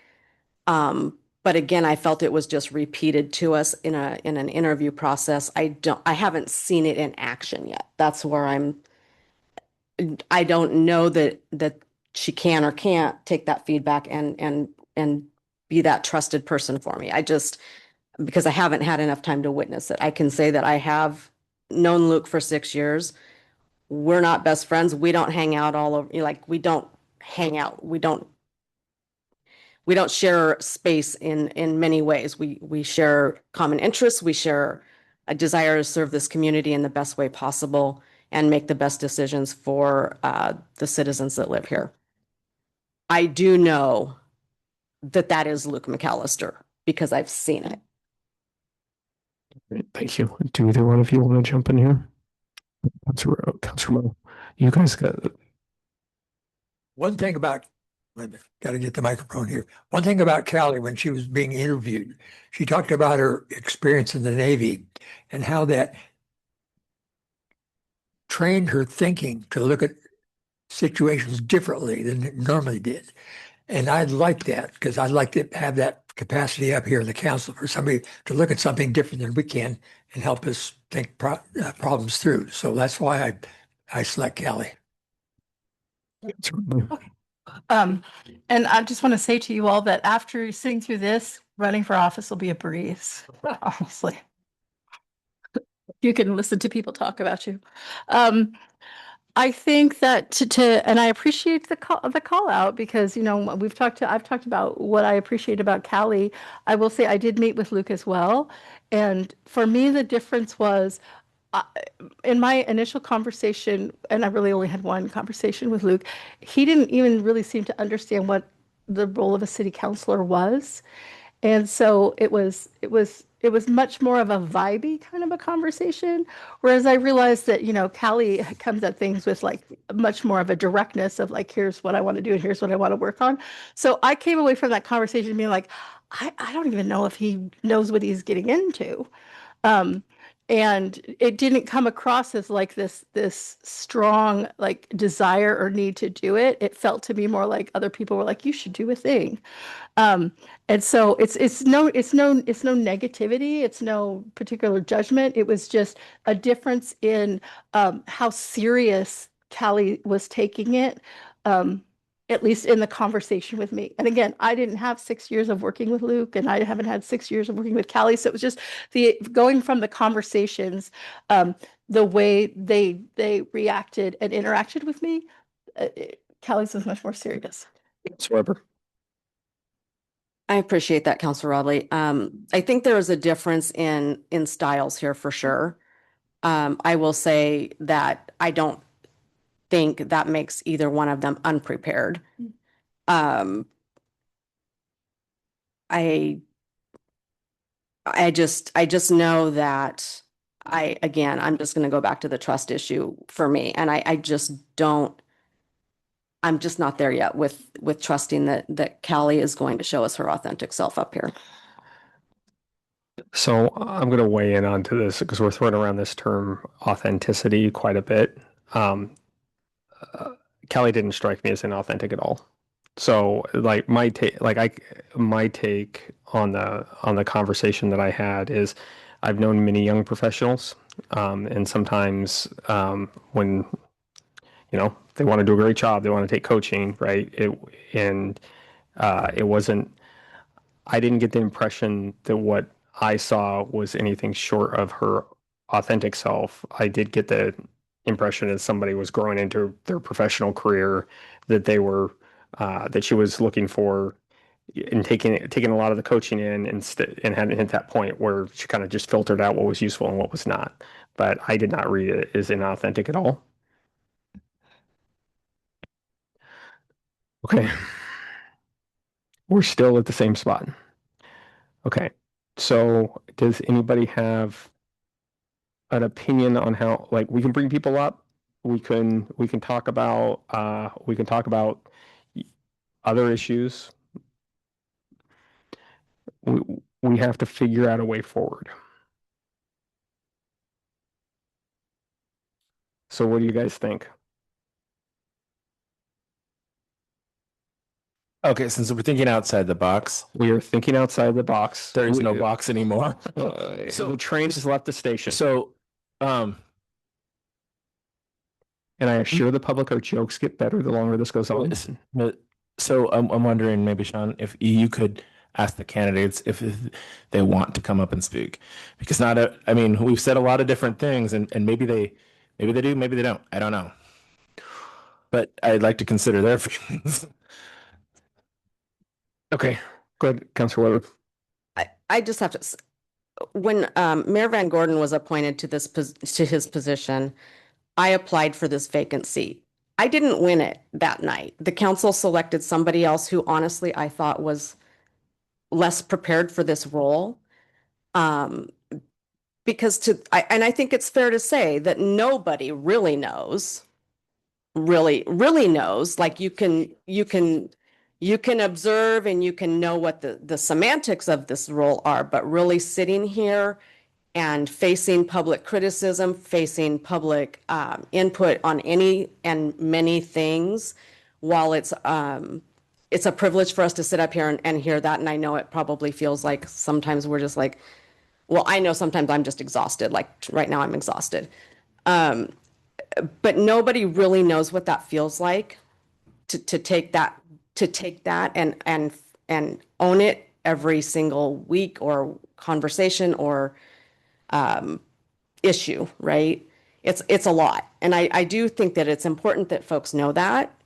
And that there is another path forward. Again, I wasn't selected that night. I was confused by that, to be perfectly honest, but it's the council's decision ultimately, and ultimately the decision is made by this body to fill a spot that we,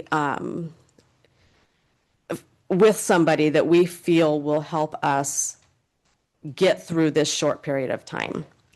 I still feel like our budget discussions coming up would really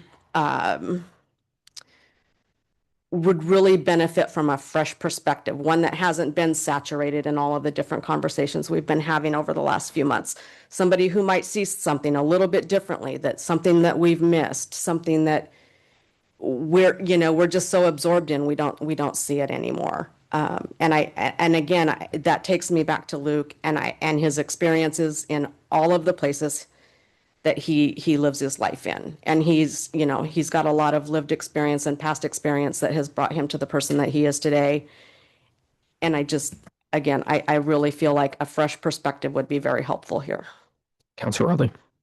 Well, I appreciate thinking about that. And if I was thinking about a fresh perspective as someone who's not like saturated in this stuff and hasn't been a part of it, then I go back to Jill as somebody that seemed very prepared and did a good job at the interview and has had other people recommend them. And I would, like I said, I could go with Jill.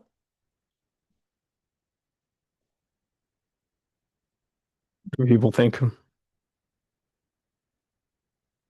mean, we could call like 7 different votes, but we're going to end up in the same spot. No. So, Councilor Riley, does that mean you're changing your position to, look at Jill as would you be willing to look at Jill as your vote? I would be willing to look at Jill as my vote.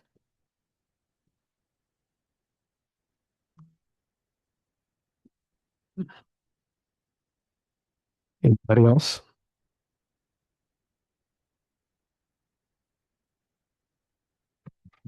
All right. So Mary Bridget, if we decide to punt this conversation till like that is that is an option, is that correct? That's correct. That is an option. You can come back for continued deliberation. You could arrive at a new voting method. Like you said, this is a political process, and you are the ones that determine the qualifications and the process. So if there's something that you think the process is lacking or other information, we can figure out procedurally how to get you there. So I think, go ahead, Councilor Buck.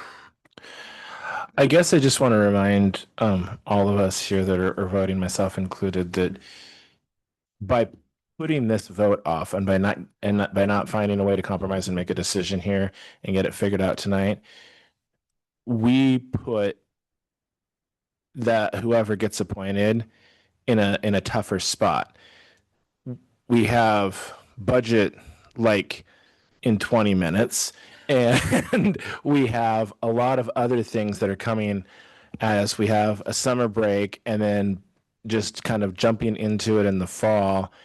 And I feel like one of the things that I look at very hard is we benefit right now from two people on council, yourself and Corey Ladley, that very possibly might not be here next year. If you guys win your elections, we might lose your experience. And that means by putting off that candidate, that's time that they don't get to benefit. And they only get about 6 months if you guys win as it is, and less than that. So I would really urge us to find a way to compromise tonight to get this to November so the voters can decide. Because that's what we have to do.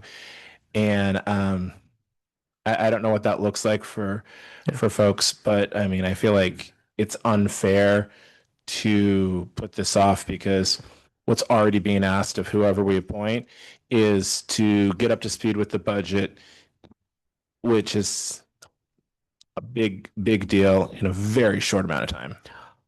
Mr. Rodley. I 100% agree with you in terms of it's our job to make decisions, and some of them are hard, and we just work it until we figure it out. So I appreciate that. Okay, so I think what we should do, like, I don't think this is going to go anywhere until we hear from them again. If I'm just really listening between you folks, and I'm looking out at them and to see if, if they would be willing to come up and maybe answer some additional questions. And I know, go ahead, Councilor Weber. That's not going to help change my mind. Bringing Callie and Luke back up here isn't going to help me change my mind. I'm very clear that you're very well dug into where you're at. But well, let me finish. Sure, go ahead. But I would be willing to compromise with my fellow counselors and bring Jill into this. I think that she presented herself very well. She, I think she understands as much as anyone can until they actually sit here, what the role of a counselor is and how some of those decision-making opportunities can impact, just the community and that real world impact, right? You don't really know it until you're sitting here. So I could support Jill. Okay. So why don't we try voting here? Because why don't we try, and we will, and I think considering all available candidates that you have, right? Like, I understand people are going to have to make some compromises. We're not going to get perfectly where we want. And I understand people are tired. So please do not cave because you're tired and just want to go home. If you're going to compromise, make sure that it's moving us forward. But I would say if people are okay, we would take votes on all three candidates and see if we can get there. Is that good? How many votes did it take to get the Speaker of the House elected? Stop it. I told you our jokes got better. All right. MB, could you call? Okay, I will start to call the vote. Counselor Buck, I guess where I'm at, if I'm just being authentic on it, this is, I'm willing to compromise and vote for Callie, but I'm not. The public has just made it really clear in so many testimonies what they're telling us, and so I can support Callie, I can support Luke, and I like Jill very much, but I feel like if I'm listening to the public, that's not where I've spent hours looking at emails and listening to different conversations. And every time I get coffee, somebody mentions one of the two of them to me. So that's where I'm at. I could support Callie. Counselor Stout, I could support Jill. Counselor Weber, I could support Jill. Counselor Rodley, I could support Jill. Counselor Mo. Callie.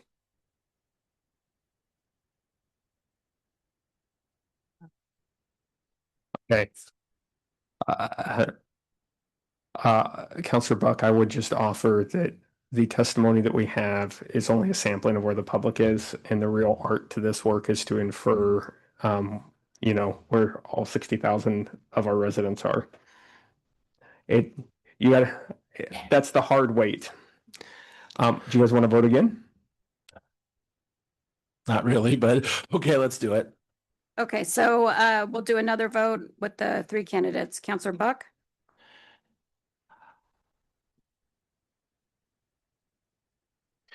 Well, given the feedback that this is a City of Springfield decision and we have to make a decision tonight, I can support Jill. Stout, I can support Jill. Weber, Jill. Rodley, Jill. Mo. Wow, what a turnaround. I guess I'll have to vote for Jill. Okay, that's 5 votes for candidate Jill Quadros. Okay. Congratulations. I will waive the rule and let people applaud because I know people are tired if they feel they need to. Could you talk to us about the next steps? Sure. So the next step is for the interim counselor for Ward 4 to be sworn in. That's tentatively planned for April 27th. We'll contact Ms. Quadros about the details about that. We can start the training and talking with her ahead of time, and we'll get that rolling. Thank you. All right, thank you. I And guess obviously no further business from the city attorney. I think we are done. We're adjourned.